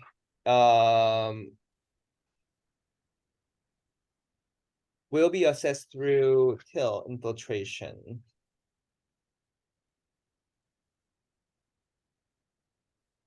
Is this what we wrote for other proposal, or is this No, but this something? is what you mentioned to me when you were explaining Keras. That we're doing both genetic and histological heterogeneity. For TAP, it was just purely genetic. Got it. Yeah. So I think there's one thing that we need to clarify here. One is, yes, we are interested in concordance between the genetic and histologic heterogeneity, but histologic heterogeneity is very hard to define. Now, can TIL be an indirect measurement of histologic heterogeneity? Maybe or maybe not. We don't know. We have no idea, actually. No one has looked into it. So it's hard to say that histological heterogeneity can be assessed through TIL infiltration. I think that could be a logical leap. I think the better way to put it is, because we know from remember the PNAS paper where in the cell lines, we created the mixed cells from different clones and how that changed the tumor immunogenicity in a mouse experiment. And that's the most important paper of all time. The UVB radiation mouse Yeah, that one? Yeah, paper. okay. So you can cite that paper. What that paper showed is tumor heterogeneity affects tumor immunogenicity, right? If you remember that paper, whether you'll respond very well to immunotherapy will be determined by the tumor heterogeneity. And that is that was in that paper manipulated by how you mix different clones. Right. So what we want to show, yeah, that paper is so this molecular heterogeneity, how does that correlate with tumor immunogenicity, which is in part reflected in TIL concentration? Because higher the TIL, you're gonna have to say this tumor is more likely to be immunogenic, right? And melanomas have huge TIL concentration. So rather than saying TIL is histologic heterogeneity indicator, but you can say TIL is a reflector of tumor immunogenicity. And this cell paper tells us that tumor heterogeneity, there's a direct linkage between that and tumor immunogenicity. So in that way, we can look at that information correlation. It's looking at same thing, but we're just formatting in a different way, our argument. You get it? Yeah. Yeah. But everything So else it's not like sorry. go ahead. So it's not like a separate exploratory study. Like it's not a separate exploratory objective. It is exploratory objective. But you're saying don't use this term, right? Because it's very ambiguous. Right, because we don't know how to measure it. I know Stats is Yeah, trying yeah. to come up with way to measure it, right? Right. But we don't have the method now. So we're gonna say rather than that, then not the concordance, but the association between genomic heterogeneity and tumor immunogenicity measured by the TIL concentration. Mm.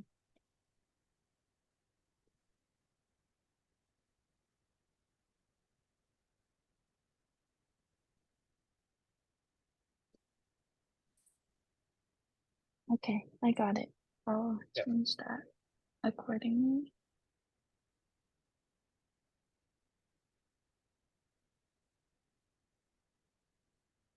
Where So yeah, once you change that, you can submit to Keras. oh, can- okay. Yeah, I think that's the only part I would change. The rest of it looks okay. Paris. It's the Tom Corbier person. I think so, but you can run it by the I know he probably who. Okay. Yeah, that's all I have for now.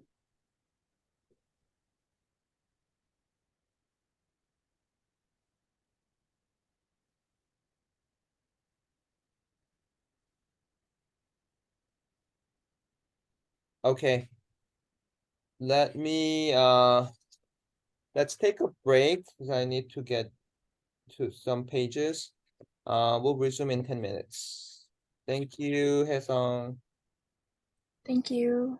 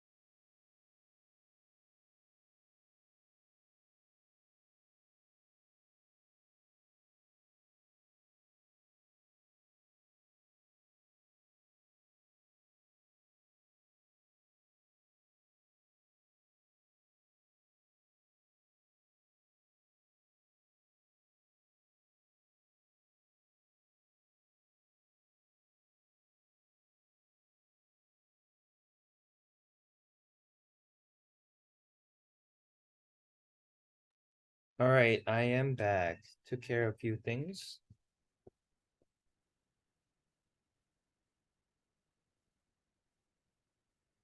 Okay, Grace, can you give us update?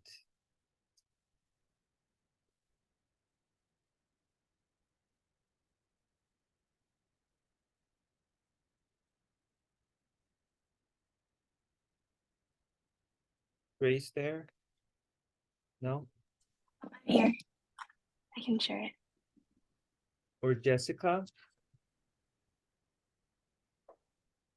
Um, or can I share the link? And Dr. Trey, do you want to share it?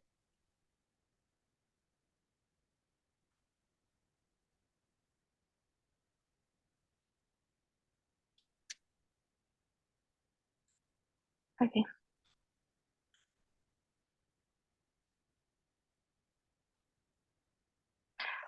The first thing, wait, let me turn.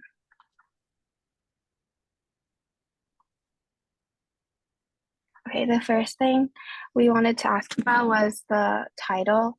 So I know that you suggested this title before at the first meeting, but then Dr. Uni showed us the title for the abstract they used. And this was the title of their abstract, and I was just wondering if there's a preference for either one. Determine the impact of missense variants of immune-related changes with immunotherapy outcome for solid tumors.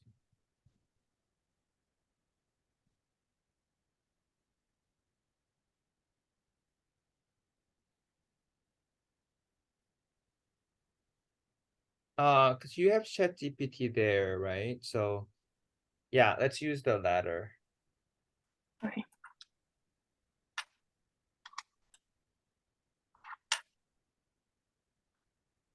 Then this is all similar to what you read last time, but we changed it a little bit according to like the wording you wanted it to be. Then, and then we moved this from results to methods. And then Dr. Uni added the titles to the tables and references.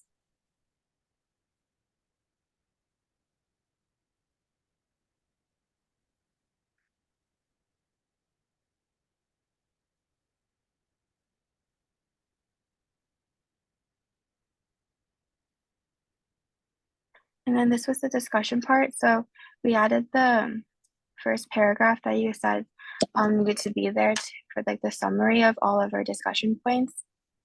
And then we added 3 other predictors into our discussion, like you said, because we only had 3 out of the 6. And then we categorized them as like single algorithm predictors, and then meta predictors, and then ChatGPT. And then to our limitations, we added that paragraph about strengths.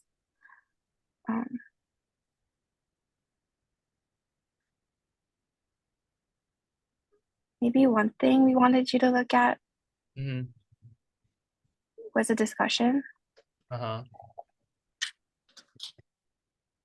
So in this research, rather than research in this study is better in this study.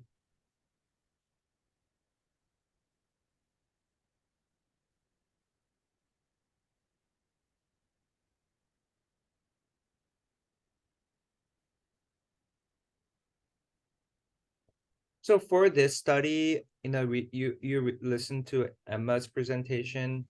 Did you guys use ClinVar as gold standard? I think we did use ClinVar. Yeah, just ClinVar, right? Yeah. Okay.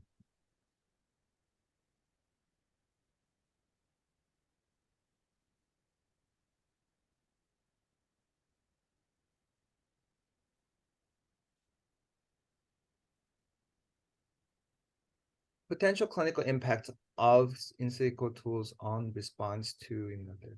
So on response to immunotherapy is so broad. Okay. It's same thing to determine the pathogen. It's in silico tools Clinical impact of municipal tools. In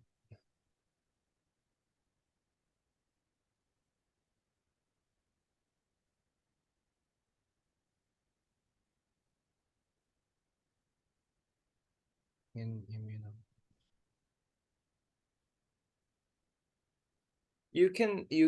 So it's not so much response or in physical tools, you can make it very, very broad and say just in the field of immuno-oncology.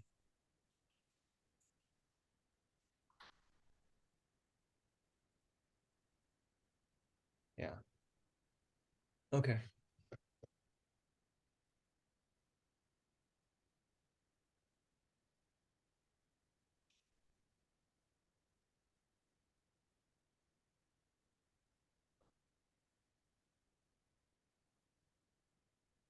So for this, did we use ChatGPT, not GPT-4?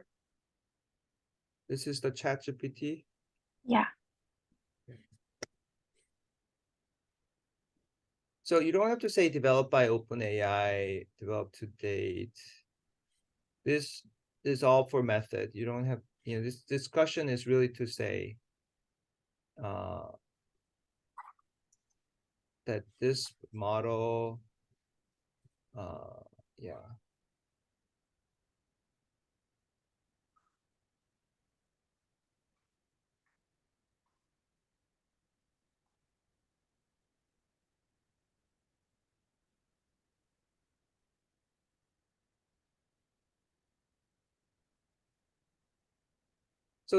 So one paragraph should usually have one main idea. So there's too many things here in this one paragraph.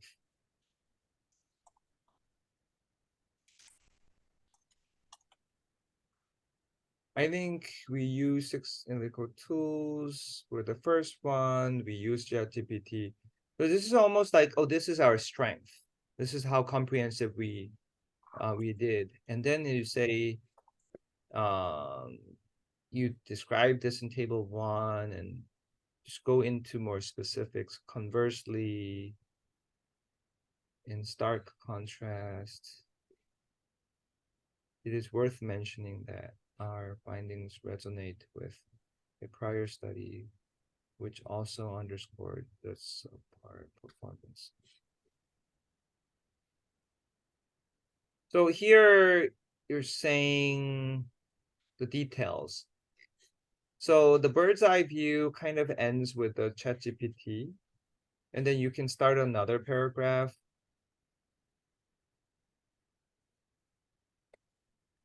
So here you talk about the performance are different.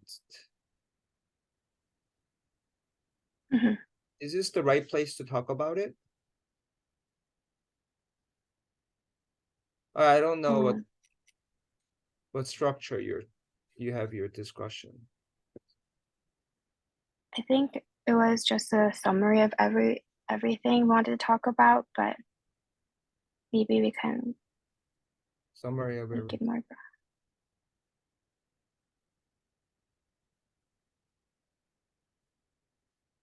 Because these are the last 2 sentences are very much in detail. So Okay. you don't want to say it out unless you discuss that.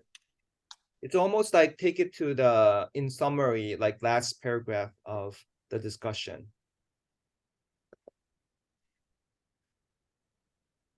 So this is writing discussion 101 for everyone who's here. How do you write discussion? First, in summary, this is the first paper to report such and such. This is why this paper is so important. This is like bird's eye view in the whole field. This is where our paper is. This is the value, meaning, position of our paper. And then you go one piece by one piece, single mutation, a single algorithm, combined algorithm, ChatGPT, you go one by one, describing our finding, describing previous finding, and describing the commonality and differences in all that paragraph. And then you finish describing all that, and then you do what is our strength, core strength, number 1, number 2, number 3. What is our limitation, number 1, number 2, number 3. And then you have your final summary. In summary, this is what we found. Like, just, you know, that's usually how you format your discussion. Okay. Mhm. And I think the last 2 paragraphs are more for like the summary, not the bird's eye view. Okay, so go down. Okay, go down. Go down.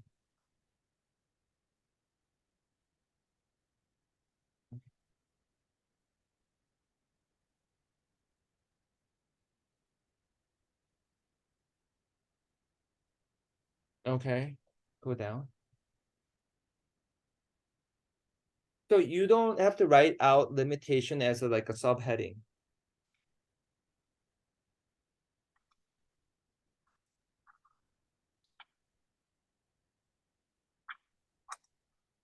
In fact, I don't recommend subheading for discussion.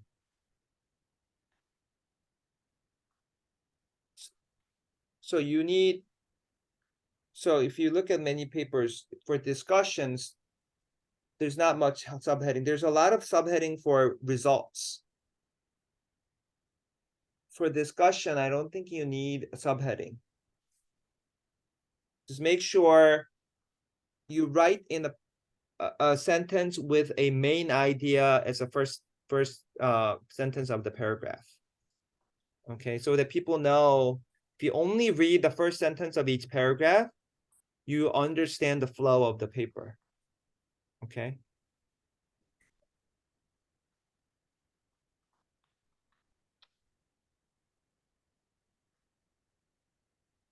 And what else? Did you change this? Yeah, this is what we added as strengths.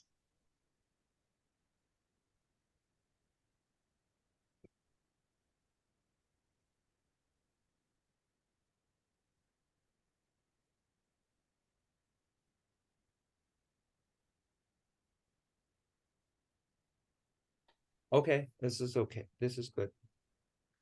Okay. And then these are Yeah. references. Almost there, right? Mhm. What journal are we targeting? I think Translational cancer research. What is it? translational cancer research. TCR, Translational Cancer Research. Okay. Is it formatted in that format? Yeah, we've been looking at the requirements. Yeah. So you have to be very, very careful. Okay. They'll send it right back, even if like, oh, I use the instructions that use the asterisk, not the star. You know, it will have all the detailed instructions, you know, double space and for graph, table, reference. If you don't follow the rules, they're gonna send it right back to you. So we're just gonna lose time going back and forth. I've had that too many times. So be 100% compliant, follow their rules, and submit. I think you guys are almost there, to a point where you don't need my, just go to the author. Let me see who the authors are. Oh, I don't think we wrote authors. So make sure you write the author here. And get my last approval on the author list. I want to make sure everyone who contributed to this project gets credited in a fair manner. Yeah. So the author list may not be same as the abstract authors because that was just the contribution until that abstract. But to get the paper out, you know, it's a harder job, and you're gonna get rejections and another revision, and we don't know how long that's gonna take. You know, you've seen Emma doing it, right? You've seen Dean do it. And you've seen Chuhee do it. It's a lot of work, So, it's not like, oh, I did abstract, I'm done, that's easy. So we don't trust people with just abstract. We want people who actually published papers. It's called academic currency. Do you have the persistence? Or not, So work on it. You don't have to wait for me for the next lab meeting. Just once you have it, just run it by me. I'm here all day. Okay, thank you. You're welcome. And so this is the paper you worked with Uni? Yeah, Dr. Uni and Sally. Okay. Are they still involved? Are they giving you guys feedback? Or are they not like out of the picture? Oh, Dr. Uni has been involved every step. Okay.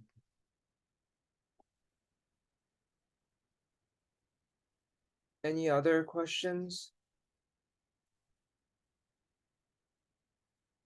So Grace, what other projects are you involved in? Right now it's this one and some pacemaker manuscripts, and then the screening. Screening. For what's the purpose of screening? I'm just screening EDW patients for I think it's for the radiomics projects. To know It's for which every patient, project. I think for it's to know like who got immunotherapy. right. Who The got neoadjuvant immunotherapy screening, Dr. Chang. neoadjuvant versus adjuvant versus palliative.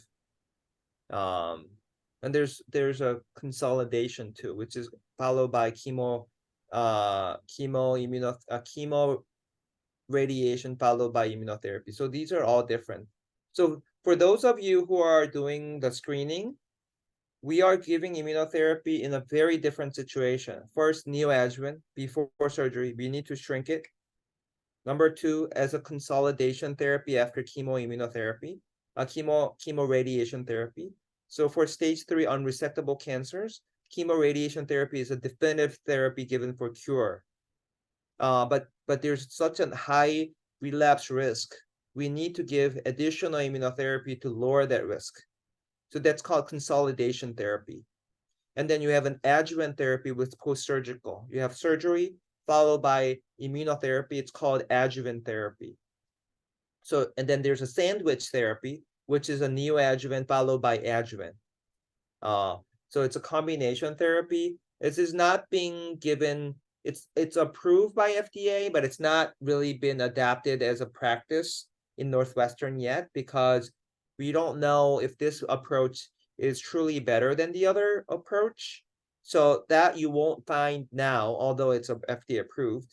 Now then you have palliative approach where you have stage 4 patient where immunotherapy is given either first line, second line. And these are palliative in the sense that they're not curative.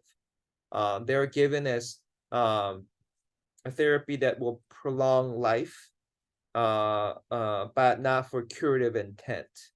So in the curative intent, there's neoadjuvant, adjuvant, consolidation. So in a non-curative setting, there's a palliative immunotherapy. Now we've been focusing on palliative immunotherapy for all our LUNIT project, radiomics project, and many other projects, heterogeneity project that Dr. Haesung's working on. All of that is focused on palliative care setting. Now, who's going to say, yes, this patient is palliative care, this patient is neoadjuvant, this patient is adjuvant, this patient is consolidative setting? So this is gonna come, with the help of Grace and Jessica, Will, and everyone involved in this project, so that you have to understand why we're doing this. Like, no one will know unless we categorize them in a right setting, and the outcome is so different by each setting. And also I guess the impact the outcomes, you can't combine all of them. They have to be analyzed in a separate category. So this is like a laying the foundation cornerstone. Unless this happens, we can't do any research. So this is to understand, yes, there are some things. Oh, I haven't done any analysis. I'm just asked to write the paper. So you're kind of, getting into the back end of the project, right? But then you kind of, get involved in the front end of the project, which is laying the foundation. Like if we don't identify patients, like we can't do any analysis. And this analysis will be not just radiomics, but any kind of biomarker analysis available in our lab can be done. And definitely, your work will be definitely Liam will keep record of who helped with what, and then we should acknowledge them in every abstract and future papers. So, I just want to highlight that this laying foundation is super, super important. So I can tell you this like a story, like, I've had people, Haesung, when she was here, she was laying foundation for garden, and then that's all she did. She's writing a lot of papers right now with me because this is a season of harvest. Like someone wrote DART protocol for 2 years and get all these regulatory approvals for another 2 years and enrolled 800 patients. And now we're writing up the results. And that's where Haesung and Liam is really helping out. We need people at each different step, but it's very different. There are people who laid foundation for radiomics project, and that's all they did. And now it's time to harvest. We are writing up radiomics paper. So I just want you to understand the whole gamut of how the projects came to be and mature, and then really it's time for harvest. So I even wrote a poem about Job. Like Job complains to God, and God is same one thing. Where were you when I was laying foundation of this whole universe? Where were you? I said the same thing. I had a researcher who came later and like really like got involved in the last analysis and writing up. And that person was feeling entitled to be like, I did all the work, like, where's my credit? And I told that person, like, where were you when we laid the foundation for this research, when we were going through like screening patients, getting IRB approval? Where were you? And you just come later and you claim this is your own project. So I just feel like that's kind of how God feels when he heard the complaint of Job, like, where were you when we were laying foundation? So I just want you to feel that research is not like, oh, where's the low-hanging fruit? Like, where's the one that will, get me through to the next step, put me in a good spot, good, like, if this, where's my authorship? Where's my credit? Like, is this something that will help my future? I just want you to get out of that mentality and like the C project as a whole. Yes, you'll get into harvest time. Yes, you'll get into the laying foundation season. You'll get into different places. But you should understand the whole big picture, and be grateful for the opportunities that you have and give your best. And my job as a PI is to make sure that you get the right credit. But sometimes in some season, the credit that you get is your own growth, your own learning. And even if you get no credit in any of, and I think it's common and natural for undergrads to get no credit for anything they do in the lab. And that's pretty common. But my policy is, if we can, and we have a like authorship policy here, which is established by Dr. Minjung Kim. We do whatever can to acknowledge even the smallest contributions you guys made. If it's just changing typo, we just like to acknowledge you in the acknowledgement section rather than author setting, because that's not doing justice for other co-authors. But do whatever you can to help out with other projects, and you'll be rightfully acknowledged for your efforts. So I just want to give you a big picture, and don't feel like, oh, I'm just like another labor here in this lab, but look at the big picture and try to work in a collaborative manner. So. Okay, so when are you going to show us the pacemaker paper?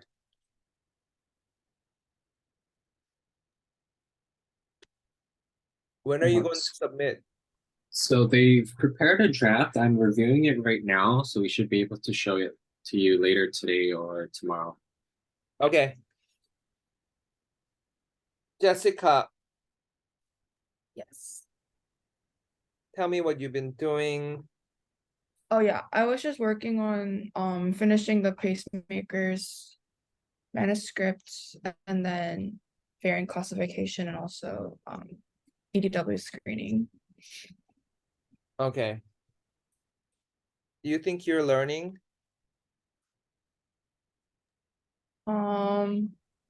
I've never like written actual research papers before, so I'm learning definitely like how to do that, and also just through like screening the patients. It's like interesting to read more about the patient's history, so I feel like I'm learning through that. Mm. Good. Good. It's not experiment numbers. It's not even like cell line or mice. It's the actual patients who suffered and died. So yes. Yes. Yeah, they all have their own stories. So good. Keep going. Now go to Will. Any update, Will? Yeah, so I'm also working on the EDW screening with Jessica and Grace. And I started to figure out, help out Dr. Liam on his biomarker project. I'm starting off by drafting the whole new lab manual for cohort B, which includes 6 companies. Yeah. So I'm reviewing the previous document of cohort A, and I'm kind of revising it to, meet the standards of these new 6 companies. So that's what that's like my primary task for now. Sure.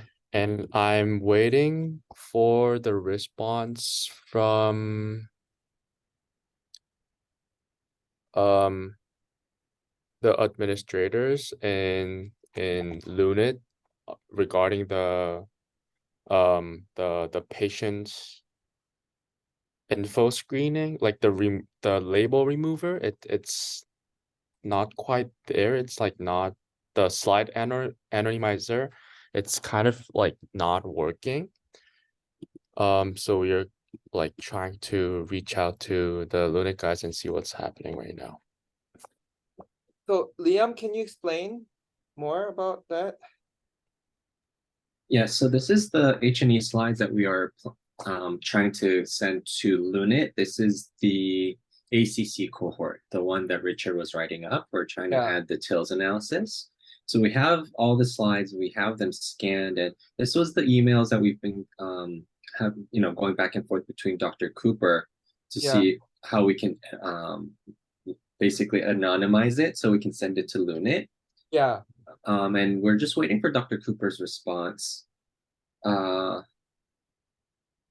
so we received the slides, and as far as I can tell, they gave us 2 files for each patient, for each slide. So one is the SVS file, which is the actual slide, and then the other is a PNG file.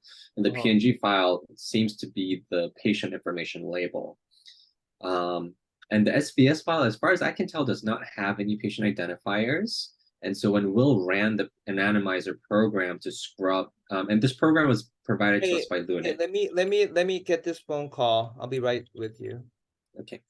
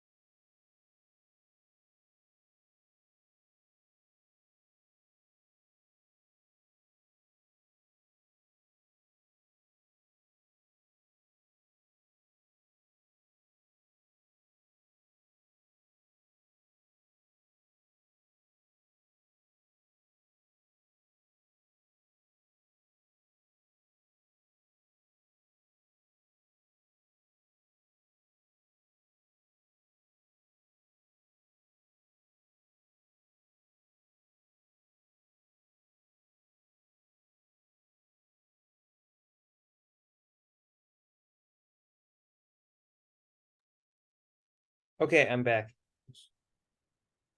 Okay. Oh, yeah. So how is Yes. it different than, well, first of all, how many ACC slides do you have?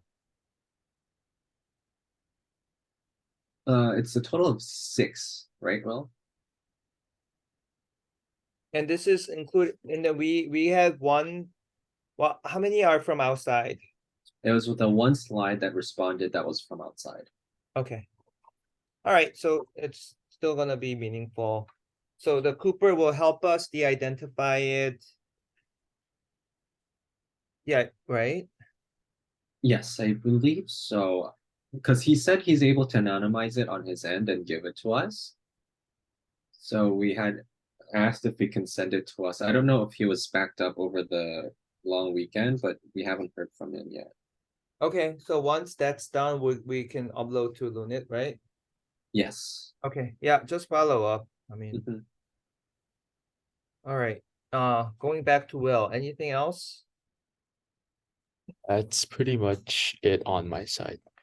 Okay. So I think you have.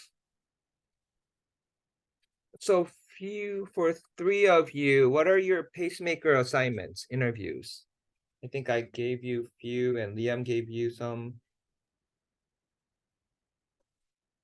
Yes. So Oh, yeah, Jessica, go ahead. I'm supposed to schedule an interview with the Elevate nursing home person and go there with 권예라 선생님 while you're Yeah. not. Yeah, and then I'm not sure who's going to interview Keith Safran since we're doing 3 interviews. Yeah, Dr. Liam, did you want to? Yeah, so we're going to do 2 interviews with Keith and then 1 interview with Keith's wife. So Yeah. Jessica, I think you can do the nursing home one, and Keith and Grace, you can do Keith Zafran's wife. And that was what we're thinking about those new interviews. What about Will? So I'm still in contact with Miss Wilderness when we had a conversation like last month. She still wants to talk to her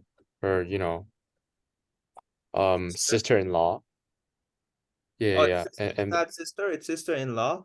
yeah, she's sister-in-law. Oh. She wants if like she finds it comfortable, I'm thinking of doing a double interview, like both of them in one screen, so that they could have a casual conversation about the questions and stuff. And I think Miss Wilderness is like preferring in that way to Mm. get the interviews done. So I'm still like texting her, but I haven't heard back from her since last week, so I'm trying to reach out to her again. Mm.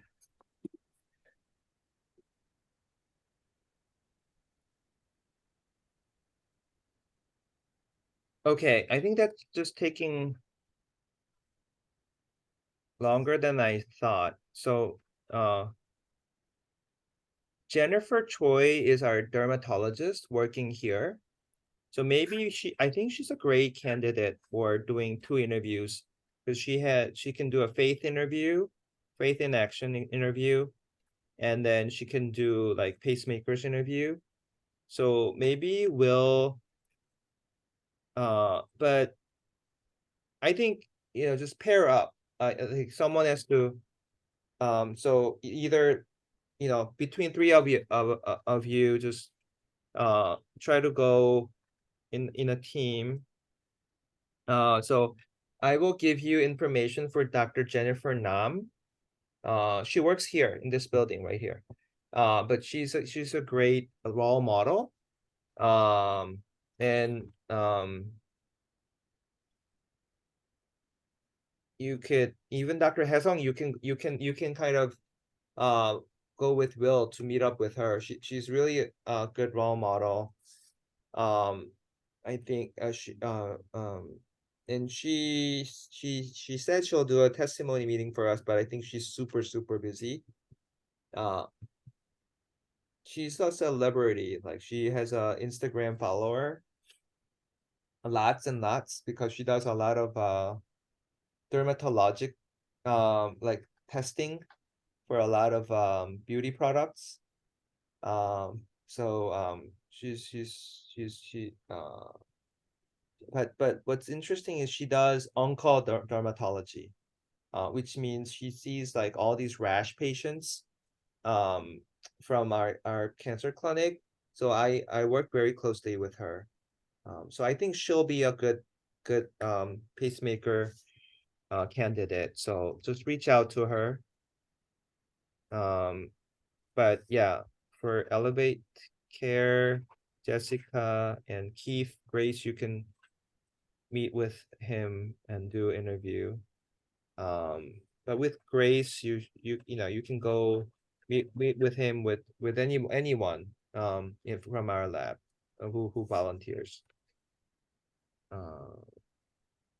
Yeah, and then who are other candidates, Liam, that you had in mind? So then we have William Bay, and then we have to redo Sierra King. But it's hard because she left Chicago. Yeah. Yeah, I don't think redoing is a good idea. Okay. Just whatever with just modify whatever interview you guys have, just still upload it. It's okay. I think we can. Understood. Yeah. And then what happened with Dr. Iser Kim's one? Are we gonna redo that- it or? Yeah, we have to redo that one. Because is it same thing? We couldn't hear her. Yes. Yeah. I mean, she's coming back in. Yeah, so we can definitely do it when she comes back. Yeah, you can redo her.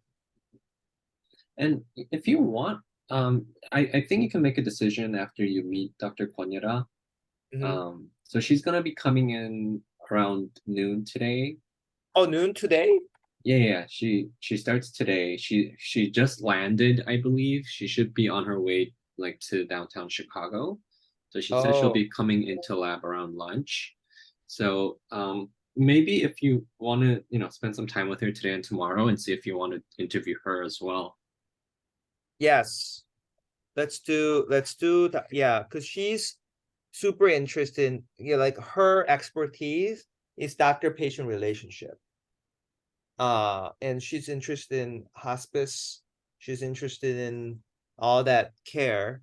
So let's interview her for pacemakers. I don't know about anything about her faith in action one. So, for the time being, let's just do the pacemaker unless she volunteers. Sure. So we'll do her interview, but you can do it next week. She's gonna be with us next week, so Of course. no rush. Yeah, let's interview her. Jessica can do that.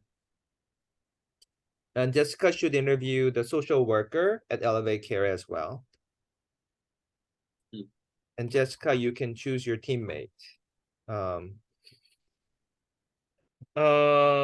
then you feel free to go there more than, one day, Jessica. You could go there for 3 days. I think he's open to it. There's a social worker, Kim Nam-gyu. He's also a counselor too. And then social worker, he's also he can also do 2 interviews, one for the pacemakers, the other for face in action. So you could do that. Kim Nam-gyu.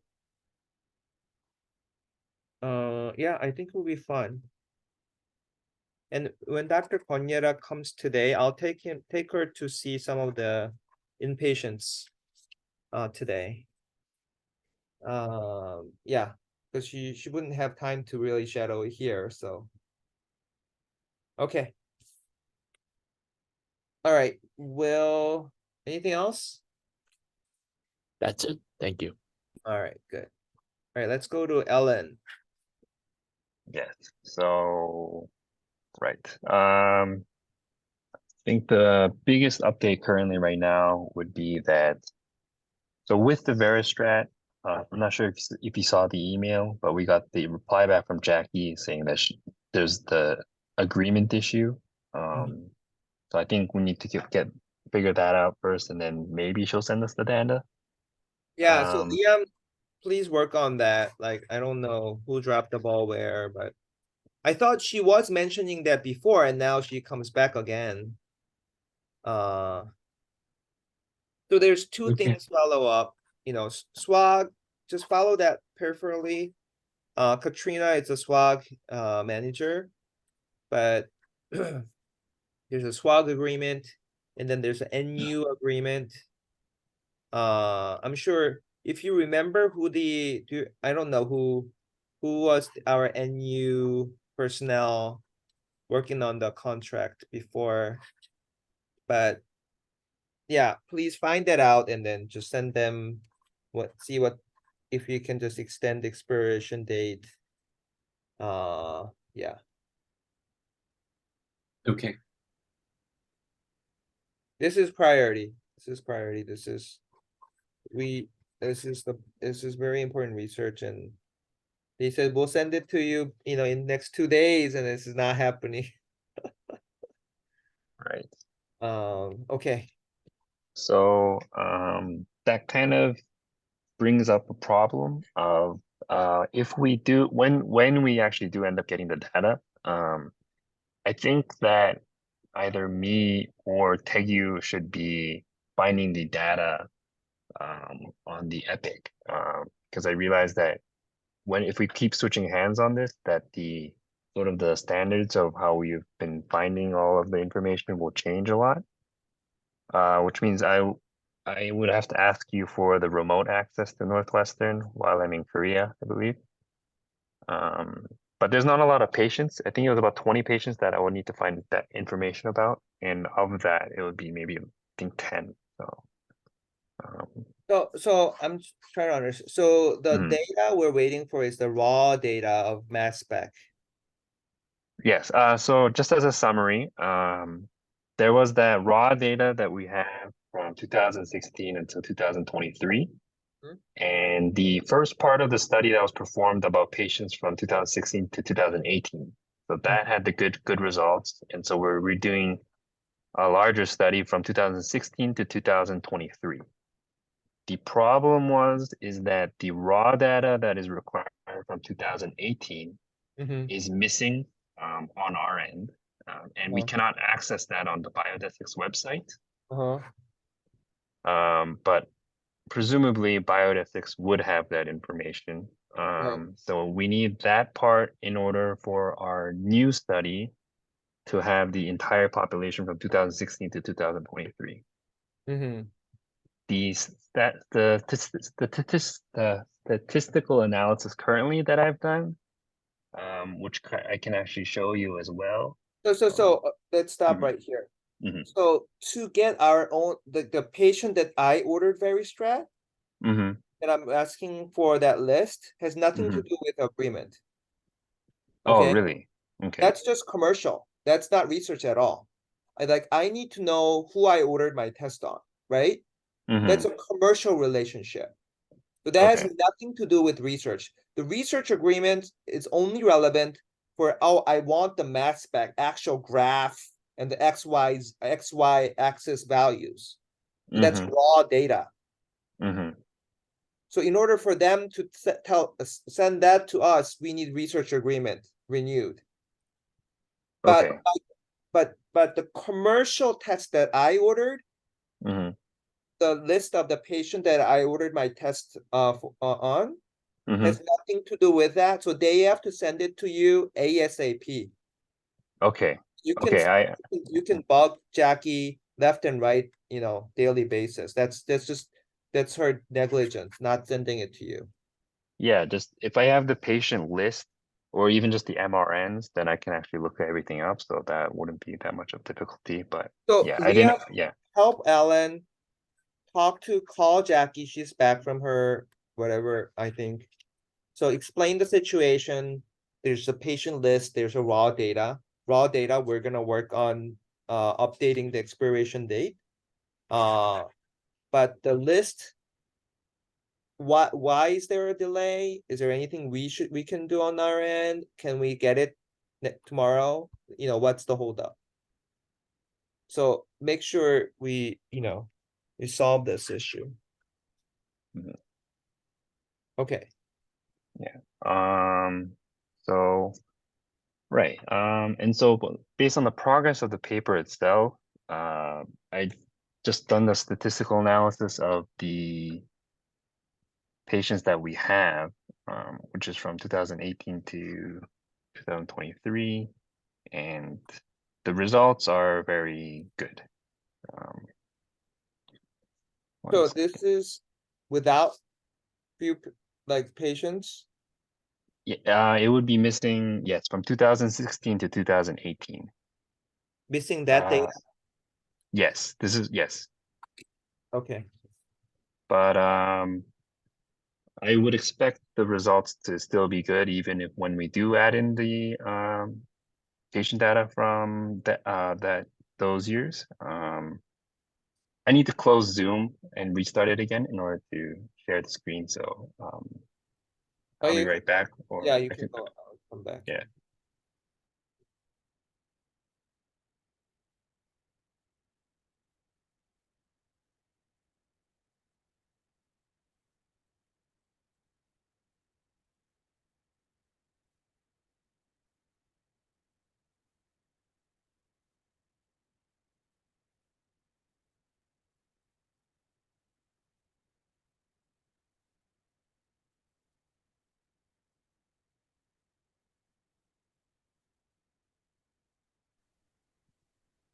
Okay, yes.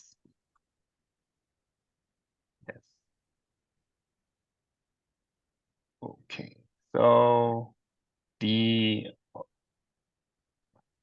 right now, the only three that I have currently, which is what Taeyu had kind of told me to do, was to compare about the progression-free survival, overall survival, as well as time to toxicity. And so comparing the VeriStrat status with only the palliative patients in non-small cell lung cancer, where you get the N of 160 and the p-value actually is 0.001. And the graphs look good. It's actually better results than the previous paper that was associated with it for the progression-free survival and for overall survival as well. So this is only considering the palliative patients with non-small cell lung cancer. And again, the p-value shows significance as well. This is currently what we have it as. And then, but unfortunately, the time to toxicity and considering the Veristrat status is not that good. P-values are very high. And so we have the information in days and months, and I've actually tried it with months as well, but it's actually worse. The patients that were this is all very I guess what the good and bad, is there more good than bad? I believe there was more good, but I'm not entirely sure. If you look at the graph, there's a lot of bad or poor. So I want to know what percentage is bad.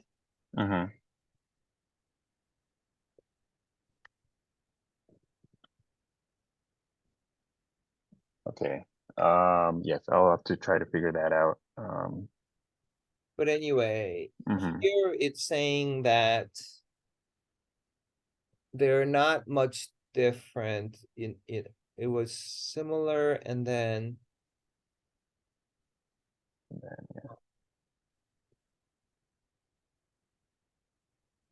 so cumulative survival. So this is not time to toxicity. The time to toxicity graph should go this way.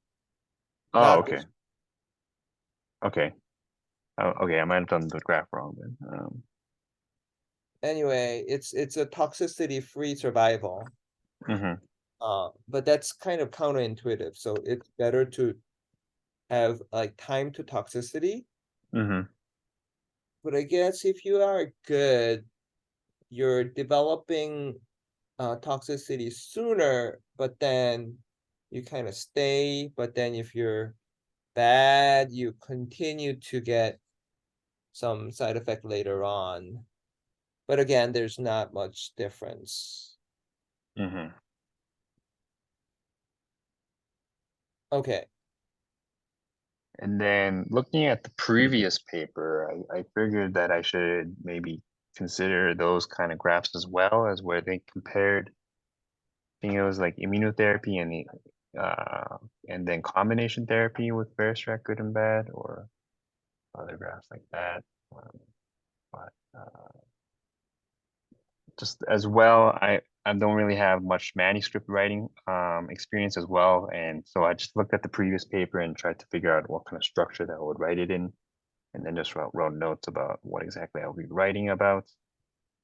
And I should be talking to Dr. Isil today or tomorrow. I believe she had some kind of hospital evaluation yesterday or over the weekend, and so she had been busy about that.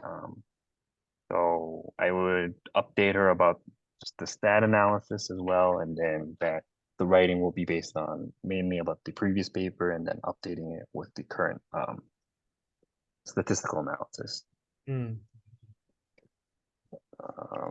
then, yeah, my goal would be that try to get the manuscript written, or at least some structure of the manuscript within this week. And then I've talked to Dr. Isil about it as well, kind of targeting maybe about September 20th, is when we would be finishing it by, and then hopefully submitting it around then.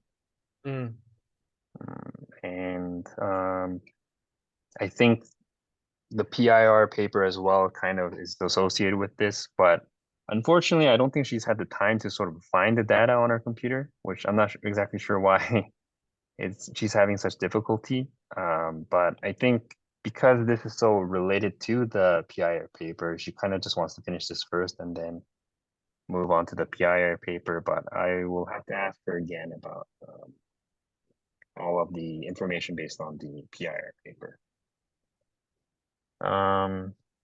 So And- these mhm. two are both. Yeah, Good. these are the same documents, so yeah, this is Oh, irrelevant, the same. but Okay, yeah, okay. I can stop sharing now, actually, yeah. Yeah. So two are two different papers, and then it's going to be PIR one paper and just I think with PIR wasn't the toxicity data better? From what I've heard is that yes, with the PIR paper, the toxicity relevant data was more promising than the Veristrat one. But unfortunately, I haven't actually looked at the data because she hadn't sent it to me. But the only information I have related to is that she'd sent me her abstract, and so Yeah, so ask her, yeah. you can CC me too. Mhm. Ask her to send you the PIR raw data so you can do the analysis and write up the PIR paper with her. Mhm. I think she's starting working her work on Thursday, so she's not working until then. Mhm. Her days off. Right. So she should be able to reach out to you and kind of give her input on the PIR. But Veristrat, just write up the whole paper without the first 2-year data. And then once we get the data, just update the numbers. I'm sure it's not going to Yeah. be much different. So at least get it done. PIR, just write it with her, get it done. Is Taegu also involved in both papers? Taegyu is involved with the Veristrat paper, and he was technically within the message chain for the oh, so he's part of the Veristrat. He was within the message chain for the PIR paper, but Okay. I'm not sure about how well he actually knows about the project. Okay. Yeah. So because Taegu is in the military, I don't know what his bandwidth to get involved would be. So I will so it's basically Dr. Iso's project, but because she's clinically so busy, and if you're willing to carry this on while you're in Korea, you should be the main person to come to the lab meeting, just like Dr. Chu Hee and other people in Korea have been doing. You're more than welcome to be involved and work on it, and you can have remote access through the Epic and work on it. And yeah, I'm going to be in Korea next week at same thing. Yeah. Yeah. And so yeah, so I don't know what is your plan? My plan would have been, at least these two projects I kind of want to see to the end of, considering I've done a lot about within the Veristrat stuff, and then the PIR, I figure, I might be doing a majority of the writing and then possibly just getting some editing done from Dr. Izo. So yeah, even if I go back, I think I would want to finish it. I was gonna say that there's the two other projects that I was kind of sort of part of, which was the Guardant and chip data information Right. and the mixed response that Taegyu kind of gave to me. But that one I kind of also need to pass on to someone else as well because yeah, there I didn't have much time to work on that as well. So yeah, I mean, if I think once I go back, I would at least want to finish the Veristrat and the PIR as well. I think, Okay. yeah. Okay, so Uh, so so this is how I would structure it. Dr.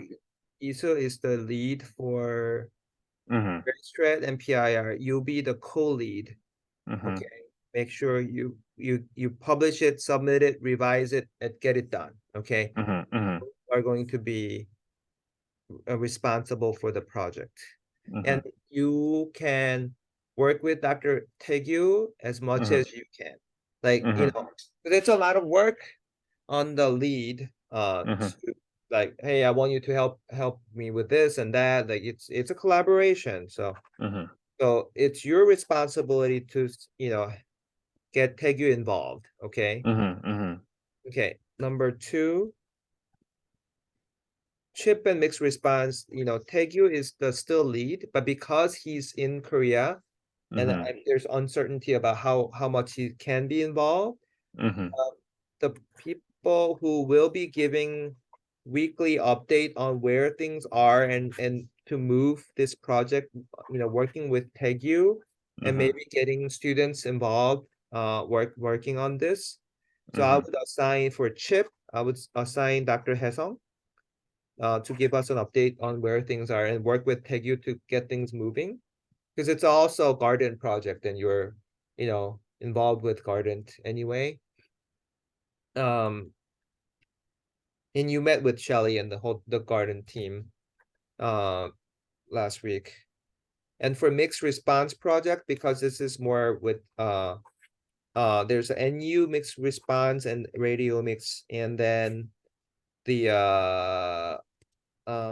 there's also a SWOG mixed response project happening with Megan.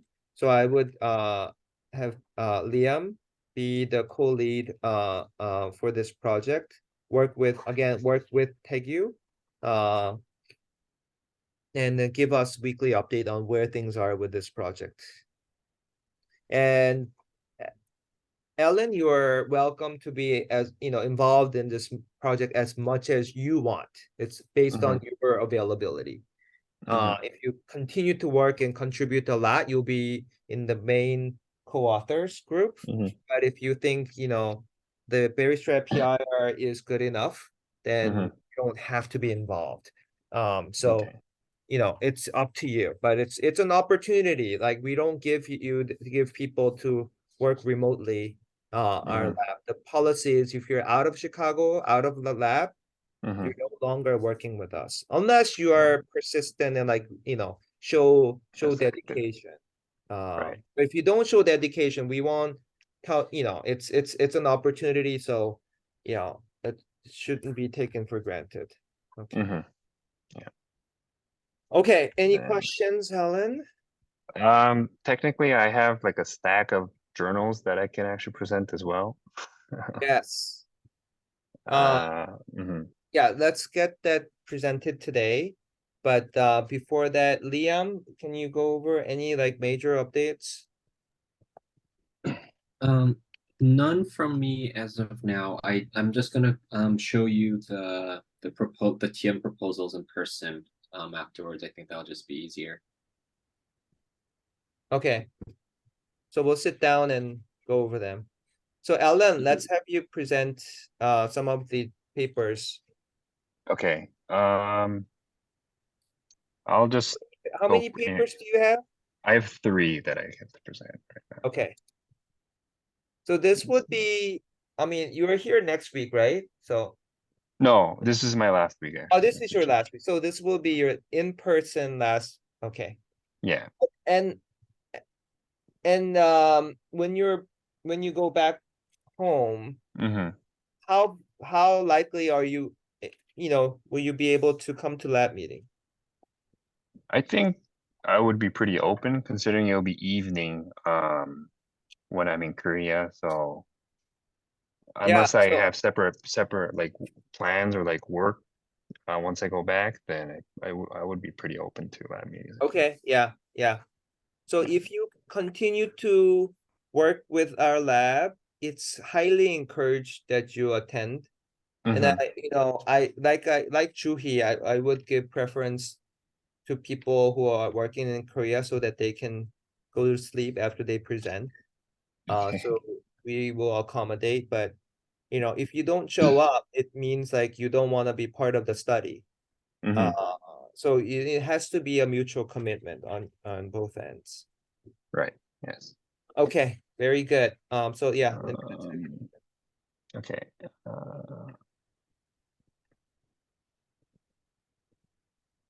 So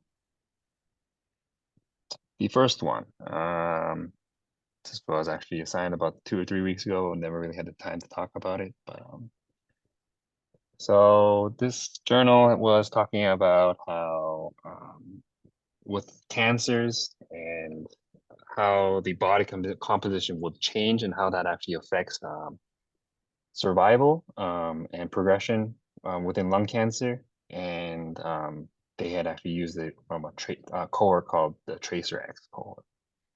So as a brief summary, just it's talking about the cancer-associated cachexia, which is the whole process of losing body weight and muscle as well. So there was a decrease in the body composition and body weight. The overall study was performed by doing a CT scan of 650 patients within the TRACER-X cohort.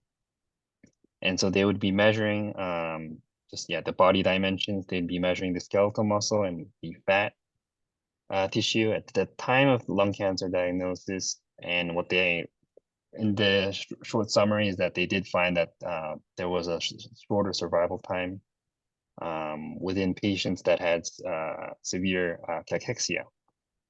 So they also found that there's loss of body weight and fat. And what the important thing was is that after the study, they found that there was an important gene profile that's associated with patients that have the cachexia compared to the ones without the cachexia. And the gene in particular was called GDF15. That was just a brief summary, but going more in depth, they considered that the cachexia is a paraneoplastic syndrome. So it's due to the cancers, and you lose muscle and fat based on the disruption of the homeostatic mechanisms. It's very common in multiple solid tumors. Basically, most cancers will cause you to lose body weight and muscle. And it had also been previously associated with treatment toxicity and also reduced overall survival in non-small cell lung cancer. But we're actually not sure about whether or not there's disease-specific survival that's affected by it at the current moment. And so the aims of the study in this one was figure out how to actually measure whether or not they had gone through cancer-associated cachexia. And so that was one of the things that they were looking for. And they wanted to see also how the body changes upon diagnosis of lung cancer and how that will affect the clinical outcome of the cancer. And also they were trying to figure out whether or not there was a particular genome, transcription, or proteomic association with the cancer-associated cachexia. So the methods and patient cohorts. So what they decided on diagnosing cachexia was whether or not at the time of the lung cancer diagnosis or relapse, whether they have had 20% or more of the subcutaneous tissue, adipose tissue, or the visceral adipose tissue, or 10% of skeletal muscle. And then for finding the proteomic structures and the transcriptomic and structures, they would detect the plasma. And so all of the patients that were eventually studied were stage 1 to 3 non-small cell lung cancer patients. They did over 1,000 CT scans. And so the main cohort was with the TRACER-X cohort, which when you don't put in the abbreviation, it was the Tracking Non-Small Cell Lung Cancer Evolution Through Therapy lung study. So this had 651 patients. 274 of these patients were measured for the body composition and body weight, and then 256 plasma samples were also taken. And they mentioned a Boston lung cancer study is just that they wanted to validate their findings with a different study group as well. And they used 420 patients for that. So this was basically the inclusion criteria for the whole TracerX cohort. And so they found patients with decreased body weight or body composition. They'd also check patients at measured patients at relapse to figure out the composition. And so, like I previously mentioned, 274 patients were ultimately measured for the body composition and body weight as well. And then from there, the plasma samples were also analyzed for the things like the proteomic structure. And then for the Boston study, yes, Boston lung cancer study, it was just that 420 patients were chosen from stage 1 to 3 non-small cell lung cancers. This was the overall patient cohort, patient characteristics. What they were just trying to show that within the TracerX cohort and also the Boston lung cancer study, the patient characteristics were generally similar. So the age was generally in the older population. The genders were also, they tried to match it, but there were some variations within things like the men. The smoking was also a difference as well. But yes, this was just the general patient characteristics.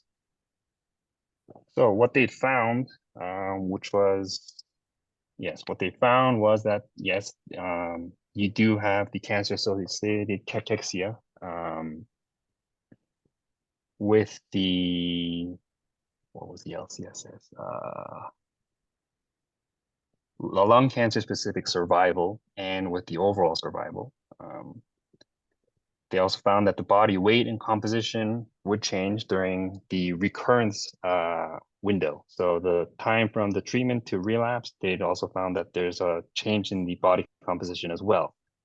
But the interesting thing is that it actually wasn't all 3 compartments that were affected. While there were some patients where all 3 were affected, they could have isolated where it was just the visceral fat or the subcutaneous fat or just skeletal muscle that they'd lost. And what they'd suggested was that this could be a topic for further studies to figure out what was actually the cause of this, as that seems pretty interesting to me as well, as that it could only affect one category of the body composition.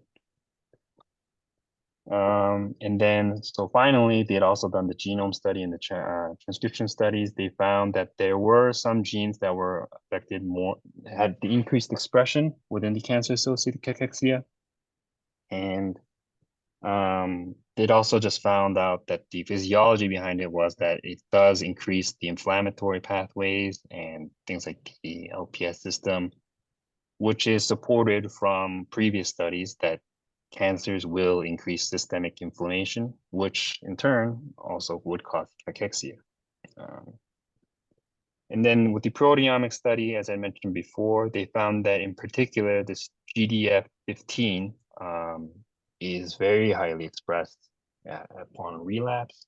Healthy patients do not have this expression, but in the ones with either relapse or the patient that did relapse, they did have the high expression. So they figured that in future studies, this could be a potentially a druggable target, so that they can prevent cancer-associated cachexia. And also other studies had shown that there, in fact, was an increase in GDF15 and body weight, regardless of the cancer staging. So this is kind of the analysis that they found. And so at diagnosis, there's nothing in particular, but at relapse, they found that there were multiple genes that were expressed. And like it had mentioned, the GDF15 is one of the ones that are highly expressed. And as well in plasma, so they found that the GDF15 was very high on expression in patients with the cachexia. And again, even more statistical analysis, but as a brief summary, they found out that, yes, so they were looking at the GDF15 as the main gene they found that in general, they all had an increase upon relapse. It was also associated with more with the weight loss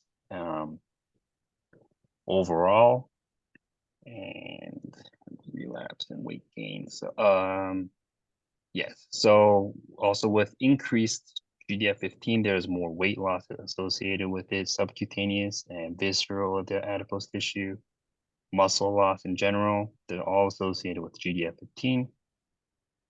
But upon diagnosis, it's pretty flat compared to at relapse. And so even a logarithmic graph would show that overall GDF15 would increase upon relapse. So yes, the limitations that they found in this was that ultimately their standards for the subcutaneous fat, visceral fat, and skeletal muscles, they had chosen the standards, and they found that that could be a significant limitation. Changing the numbers within the standards could affect the results. Cachexia also can occur at any time. They had only considered patients at relapse, and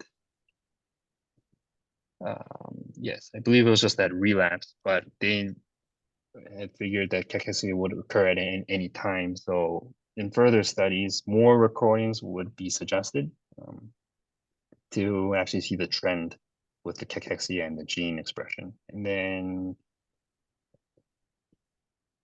yes, so the description of the cachexia was that the diagnosis at time from diagnosis to relapse, while gene profiling was when the tissue was actually acquired. And so they found that there might be the timing would not fit in with the data collection. So they figured in further studies, they should also correct this as well. The results ultimately from this study is that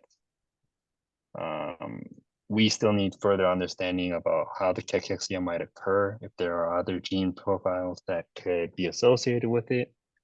And as previously mentioned, they would need to see the link between the gene profiling and whether or not if specific body compositions would be affected by those genes. Yes, so that's what further studies should look up upon. And that would be the end. Okay, so my comment, so well prepared, good job. I would say this is the translational study that we all like to do. And Tracer X is Dr. Swanton's study. You know, this is where all these tumor heterogeneity results came out, but then they did all other studies, radiomics, cachexia study. You know, if you build a nice cohort like Jessica and Grace Will is doing, like EDW, like lung cohort, just laying a good foundation and, you know, collecting blood samples and everything. If you lay good foundation, so many good studies can come out from it. And cachexia is something that we're all concerned. You know, in fact, you know, you would go meet your loved one with advanced cancer and they're all bones and you can't even recognize them as the same person because they're so skinny. And that doesn't happen in all cancer type. If you see people with leukemia, they have cancer, advanced cancer, and they die of cancer, but they don't die in all bones. Because they don't have cachexia. And it's only prevalent in some cancer types. And we don't understand why. And if cachexia happens, they can't tolerate chemo, so they go to hospice. So your muscle mass is so important for everything. And what is the mediator? So, you know, is it egg or hen? You know, you don't know. Like, is the GDF15 end result, or is it a cause? We don't know. This is just a snapshot. Epidemiology, this is called molecular epidemiology.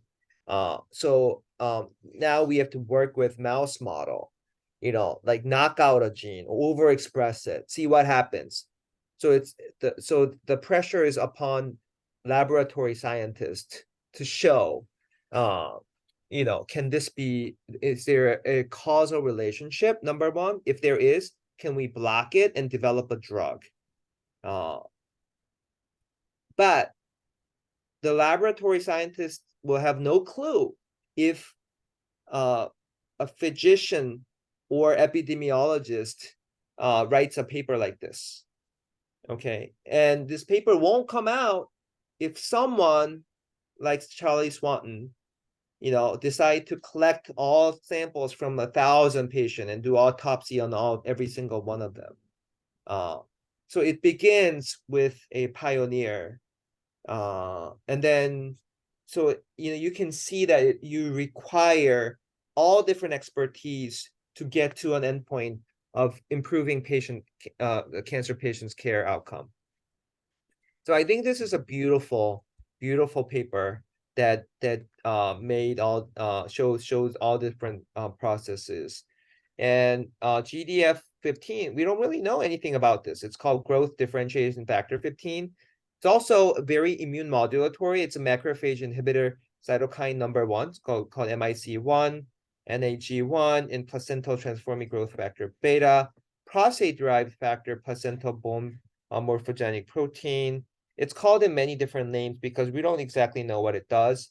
It's not only just for cancer, but all chronic disease. It's a predictor of increased mortality. It is really bad protein. But again, understanding, so think about this as a mucinous lung cancer. You could do the same thing. The patient, this is a cachexia group, and this is a group that, you know, the mucinous lung group. Like, what is different by transcriptomic analysis? So Haesung, you could use this paper as like your benchmark paper. Like, what kind of, you know, you need to draw a graph like that, like this way and that way. What are the transcriptomics that are highly expressed on this mucinous, non-mucinous, BAC versus non-BAC? Same thing, like from the tumor, what do you see? And then from proteomics, what are different? You know, proteomics is good, but that's what we're trying to do with biodesics. And this is why biodesics toxicity is really important, because here it's cachexia, but our endpoint is what? Toxicity. They develop toxicity. What are the proteins that are highly expressed? What are the proteins that are not, you know, underexpressed? So in the end, that's what we want to do. Figure out what's different. And because we have the mass spec, the raw file, now we're able to show what's different. What are the proteins that are different? So it's a very similar analysis in its methodology, but just asking a very clinically relevant question. So that's why every single paper that published on TRACER-X data got published in Nature. This is a Nature paper. Yeah, very good. So I just wanted to give you that perspective. Next one.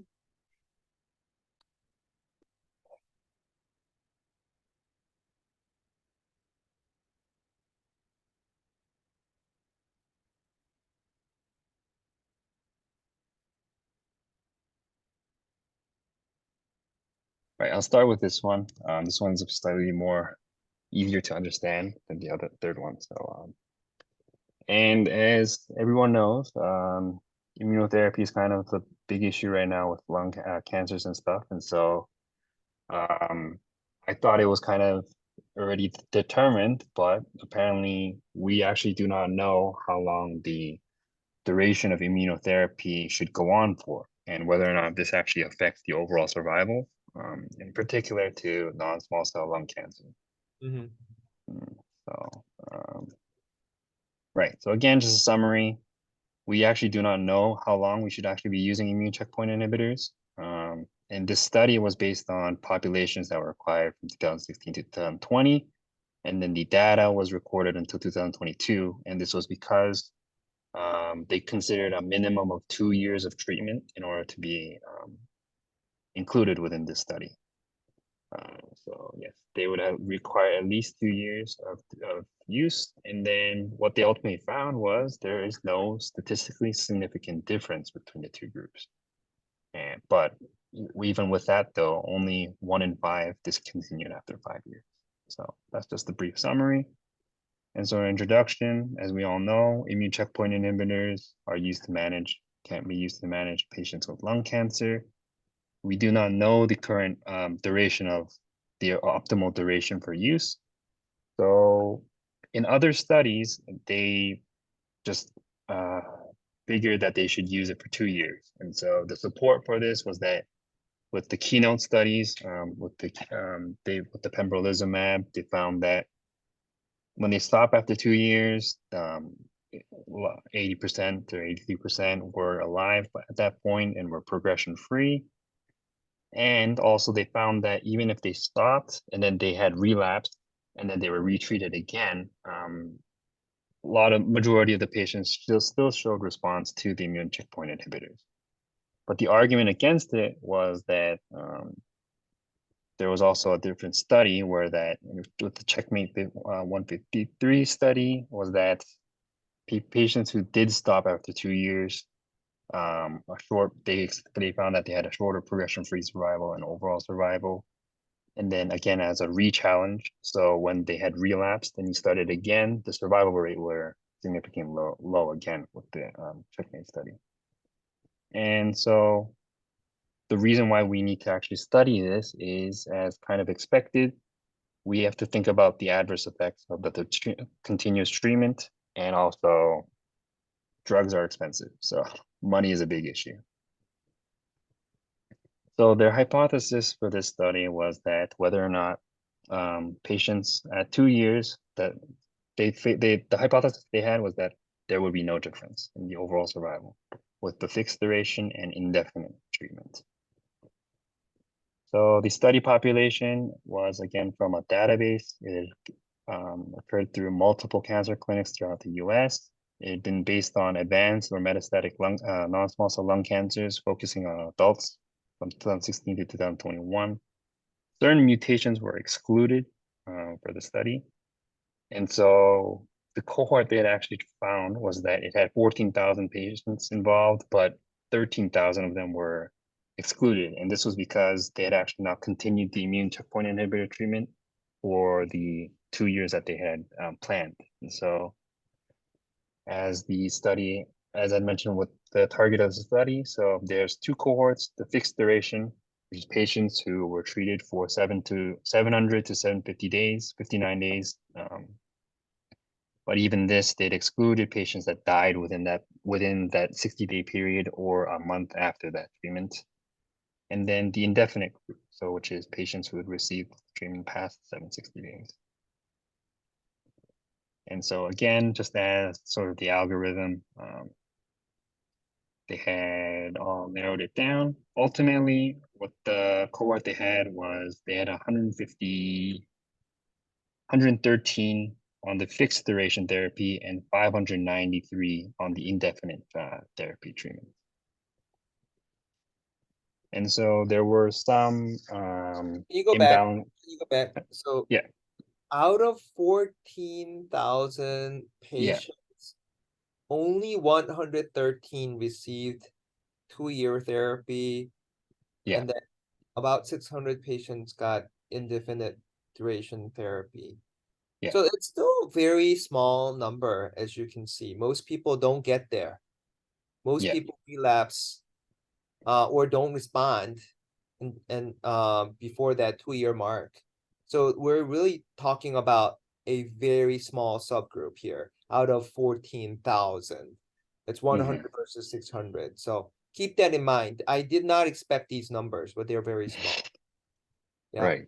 It was kind of a shock that how small it got with the 14,000. Right. So someone invested money creating Flatiron database. It's a company actually who's selling database to a pharmaceutical company.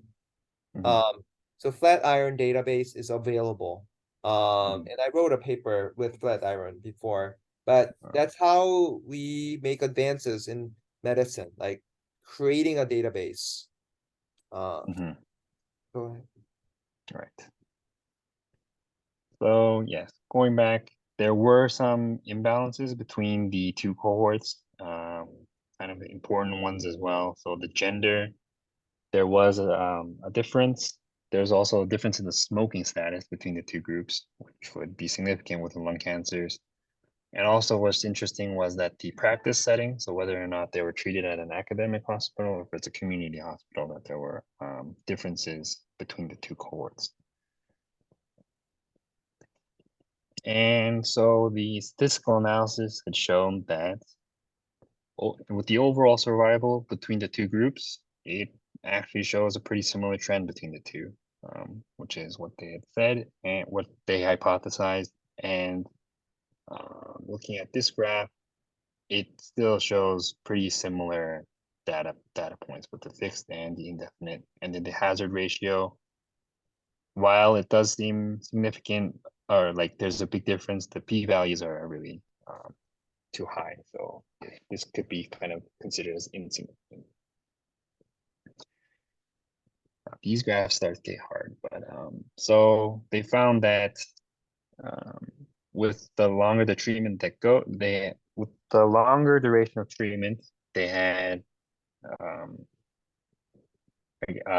a decrease in the amount of discontinuation of the treatment. So less patients were stopping treatment. So yes, people were continuing to get treatment regardless of how long they had been treated. And I believe this graph was that it was kind of showing support in the fixed duration patients. So they had, I believe it was 9 patients or 11 patients that they had where they had fixed duration, and then they would re-challenge them with the same therapy. They found that ultimately the progression after re-challenging or the death was still very far off whether or not with the fixed duration treatment. Yes. So the results again were that, as I said, there was no evidence of a difference in the overall survival between the fixed and indefinite immune checkpoint inhibitor use. So even though it does support previous studies suggesting that stopping at the 2-year mark is a valid option, considering the problems with the indefinite treatment of money and side effects. And they found that this could be results that can be taken care of because the groups have been particularly well balanced, except for the few exceptions of the smoking, treatment at an academic center, or squamous cell carcinoma proportion in one group. And so it also just reconfirmed that the fixed duration therapy can benefit from rechallenging even if the progression occurs, which had been again confirmed in previous studies. And what they had actually found surprising is that the overall rate of the fixed duration was low. And the reason why they found it was surprising was because as the previous studies, they had set the trial limit as 2 years. So they had actually expected a lot of the patients to stop right then because the trial had ended. But in actuality, those patients still continued on even after 2-year mark. So ultimately, only 1 in 5 of them would discontinue at the 2 years when they were supposed to stop. So yeah, they had expected a spike because of the trials finishing at 2 years. Oh, that's surprising. So they elected to continue. Yeah, even though the trials had said that 2 years would be fine, and that's the limit of their treatment, they still decided to continue on. Only 1 in 5 discontinued. So 4 out of 5 maybe continued per protocol discretion or got off-label drug and continued. Okay. Yeah. I had the exact same patient. I got off-label drug for him because patient was so anxious. Right. So yeah, this is alarming figure number. Yeah. limitations of the study was that they were actually not sure about whether or not there were confounders to these findings, which I think would be a significant limitation in the study. And what they had said was that some patients could have actually had things like the sudden progression after the 760-day mark, which would technically allow them to be within the study, but then if it had occurred within about 5 days earlier or so, they would have been excluded. So they think that kind of the standard that they had was still a bit too flexible. And so they would have needed a new standard. And they didn't actually check other time points to see whether or not it does affect the progression-free survival. They had only checked it at 2 years. So they found that that was a limitation as well. And the strength was ultimately this does support that you can stop at the 2-year mark. There wasn't that significance of difference between the progression-free survival or overall survival with continuous treatment. But I think ultimately, as my personal opinion kind of this article was that even if the studies kind of all say that it works, I feel like this is a issue of patients will develop anxiety and also worry that they'll eventually continue treatment regardless of what other papers say. So yeah, I think it was just a very interesting finding about the whole immune therapy duration. And that would be it. Yes. Great. So very practical paper. Mhm. So if you identify good database, and then if you have a good clinical question, because it's a daily struggle for me, like patients asking, I don't feel like I want to stop at 2-year, although the trial says so. How do you deal with it? Where's the data that 2 years is enough? There's no good data.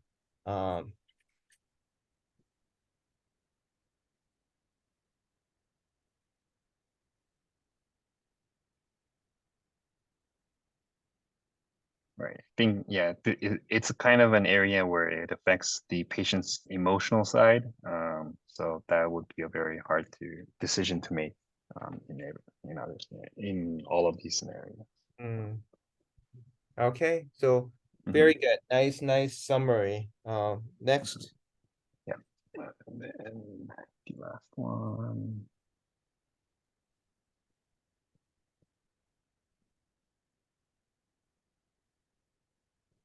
This one is kind of difficult, but ultimately, they were trying to figure out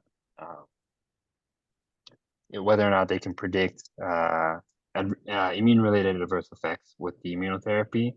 And what they'd chosen on, what they had chose as what to research was the T cell receptor and its gene polymorphisms.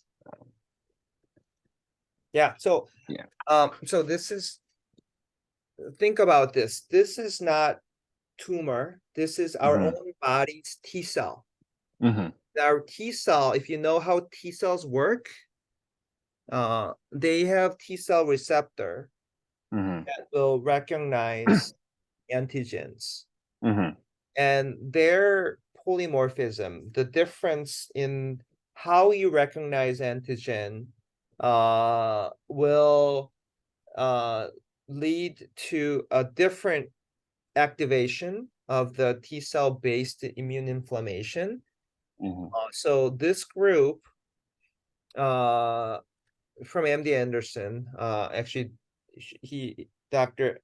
Nang is my main collaborator in MD Anderson, and they looked at TCR gene polymorphism to see if there's any correlation with immune toxicity. So again, we're looking at host, not tumor. Host is human. How humans respond to tumor antigen is different because the toxicity is going to be same whether you have prostate cancer, breast cancer, or lung cancer. So it's the host factor, not the tumor factor. So they asked the right question and they found a very interesting correlation. So again, this is very important to our group as well. Right. So again, just a brief summary. Immune checkpoint inhibitors are used for cancers, and they found that there's no biomarker that's used to predict the side effects. And so, like the products I'm working on, like the Veristrat or the primary PIR paper, this kind of all of this stuff is kind of trying to figure out how to trying to find the predictor for adverse effects. And so this study was based on the T cell receptor. And why they had chosen the T cell receptor is because the T cells are also related to autoimmune disease. And so they figured because autoimmune disease is also related with the immune related adverse effects, it was a possible study target.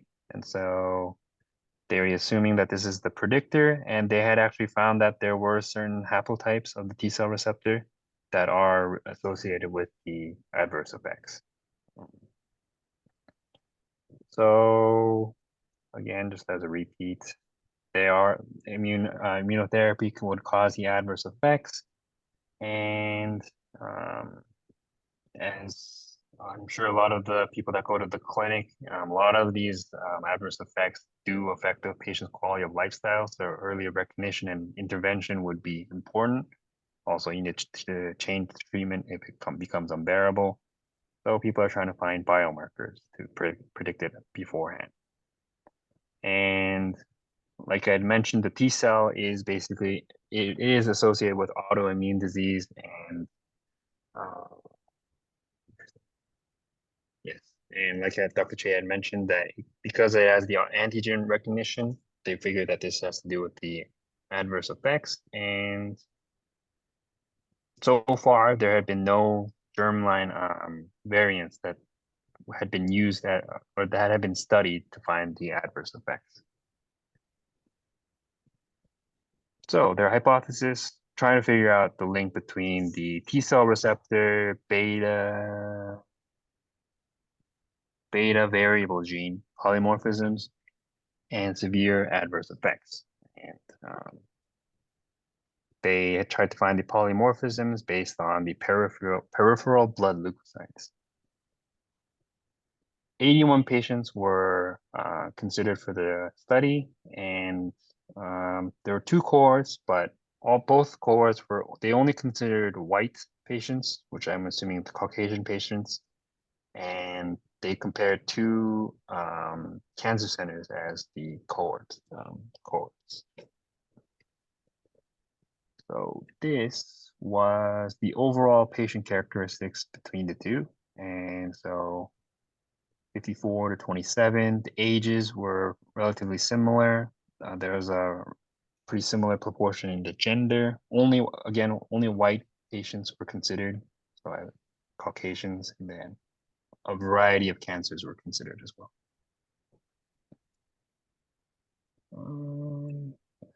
So this is, I believe it was where it becomes kind of hard to understand, but what it's trying to show you is that because they did the gene analysis, what they're trying to show you is that what kind of alleles had been present within each of the patients.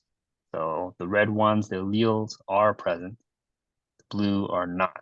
And they had found, they had reorganized it into different haplotype groups, and they had labeled it based on the coloring of the cohorts. And so they had these 6 cohorts chosen out of the 50 or so patients. I think it was 80 patients. And so the results that they found. Can you go back to the first this method? one? Yeah. No, this one, patient and method. Okay. Yeah. So it's interesting that they only selected white patients, right?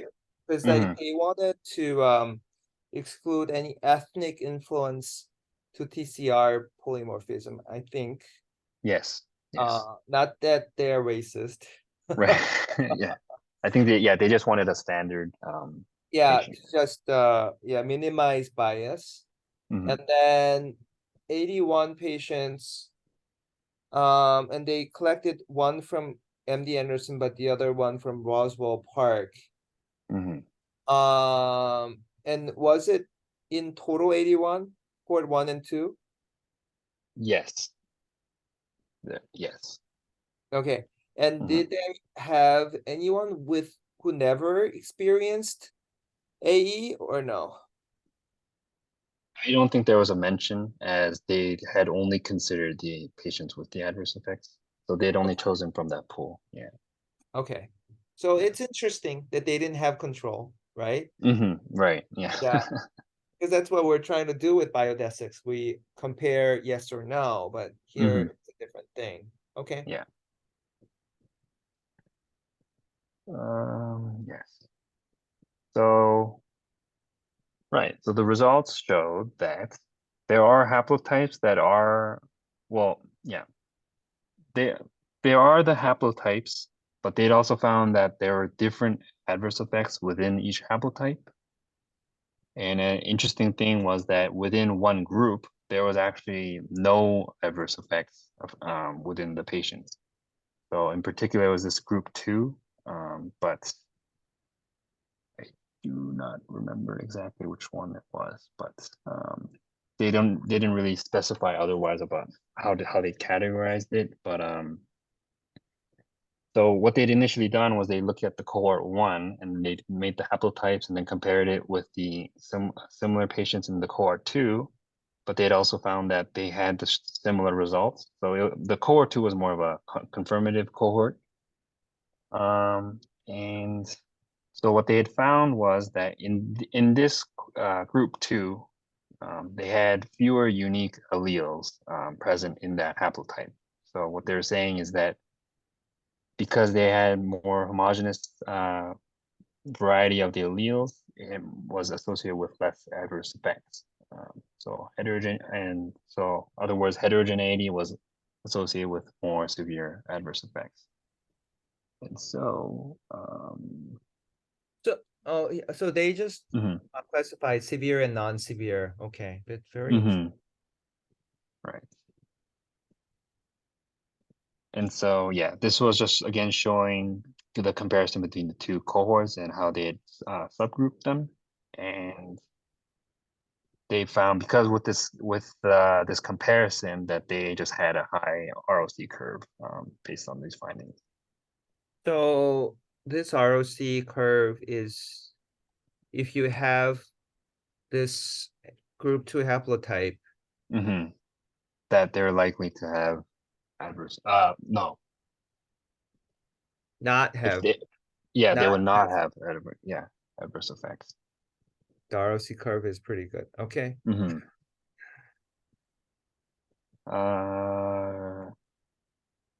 So yes, so ultimately the result, so what they had concluded with was that there is genetic variation within the T cell receptor beta gene, and it does contribute to the adverse effects following the immune checkpoint inhibitor treatment. They figured it was because their explanation was that the ICIs actually reactivate deactivated T cells in the periphery. And so that's why that causes the autoimmune response, causing adverse events to occur. Another theory that they had theorized was that based on the T cell maturation stage, during the stage of negative selection, they're supposed to destroy the T cells that attack the body, but they figured that the immune checkpoint inhibitors reduce the effect of that. So there's actually more T cells that affect the body. So it's either reactivation or just less destruction of the wrong T cells. Interesting. Yeah. And then it just ended with that there were the limitations. So as Dr. Chan mentioned, only the white population was studied. It's likely to try to decrease the amount of bias that might have introduced with different ethnicities. And they had only considered, I think it was one type of immunotherapy they're only checking the one type of drug, I believe. So they're saying that other types of drugs should also be considered. And so with this, they just think that it's a step into the future. With personalized medicine becoming so important, they figured even at the genomic stage that it would be in the direction in the personalized medicine, and that the T cell receptor beta, it should be variable beta gene, is a predictor for, oh no, this is a separate point, but that this itself could be a predictor for autoimmune disease and not just for adverse effect from immunotherapy. So they suggest more studies can be done about this TRBB gene. And that would be it. Yes.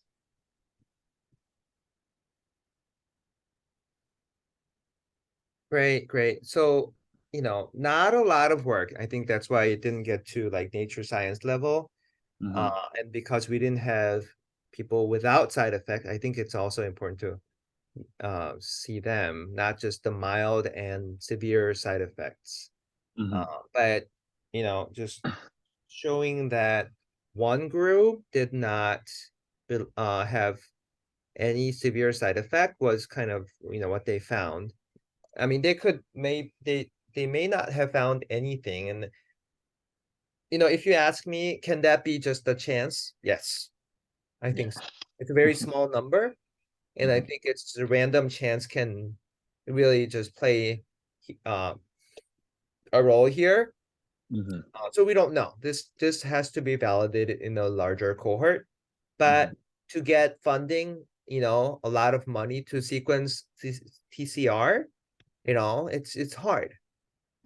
So there's that challenge, but still, like, this kind of is a proof of concept that maybe it's an important factor, but it's not a home run. So for all of you here, I want you to so go back to the graph. This one or Yeah, so this one. so this graph, you see PC1 and PC2 in the next graph. This, you mean this Yeah, one? this one is also PC1 and PC2. So what this is called principal component analysis. So you're going to have PC1, PC2, PC3, PC4. So it divides each group that has multiple data points into like axis, like PC1 axis, PC2 axis. It creates an axis that will best categorize each group. So this is called principal component analysis. I want you to be all familiar with this concept, what it is, when do we apply it in biomedical science, because this is like ABC of data science, okay? So I want you to understand what this is, the concept. There's going to be a lot of YouTube videos out there, and how do we use that, and then learn the concept in and out, and then read this paper, okay? And Ellen, you can share all your PowerPoints in our the lab messenger group so that they can download and look at it. Yeah, so this is how you guys learn. I want you guys to be familiar with data analysis as we do more of these journal clubs. But great job in explaining everything you understood. I think you did a great job sort of summarizing every important details. So good job. And I think there's something you can continue to do while you're in Korea. Yeah, I mean, but yeah. Yeah, next meeting I'll have Hasong present some of the paper that I assigned to her. So let's keep this going. I have had Myungwoo do this a little bit, but I think this will give you time to really like learn the concepts and how others are doing research and how what they do can be applied to what we do in our lab. So so I think that's one part of the lab meeting that we should try to do more. But yeah, okay, before I wrap up, Anything else? Any questions and comments? I don't Oh, think could so. I just show Yeah. you the transmit title Yeah, just as a final confirmation? Oh, okay.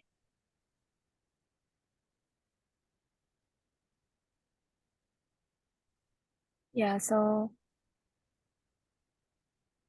between these two titles, do you have Oh. a oh, well, do you have a stronger preference?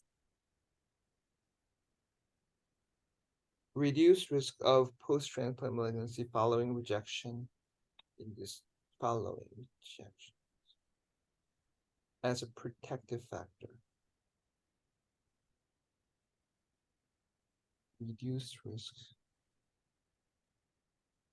I think first one's better. Second one, I understand the meeting, but could be, yeah.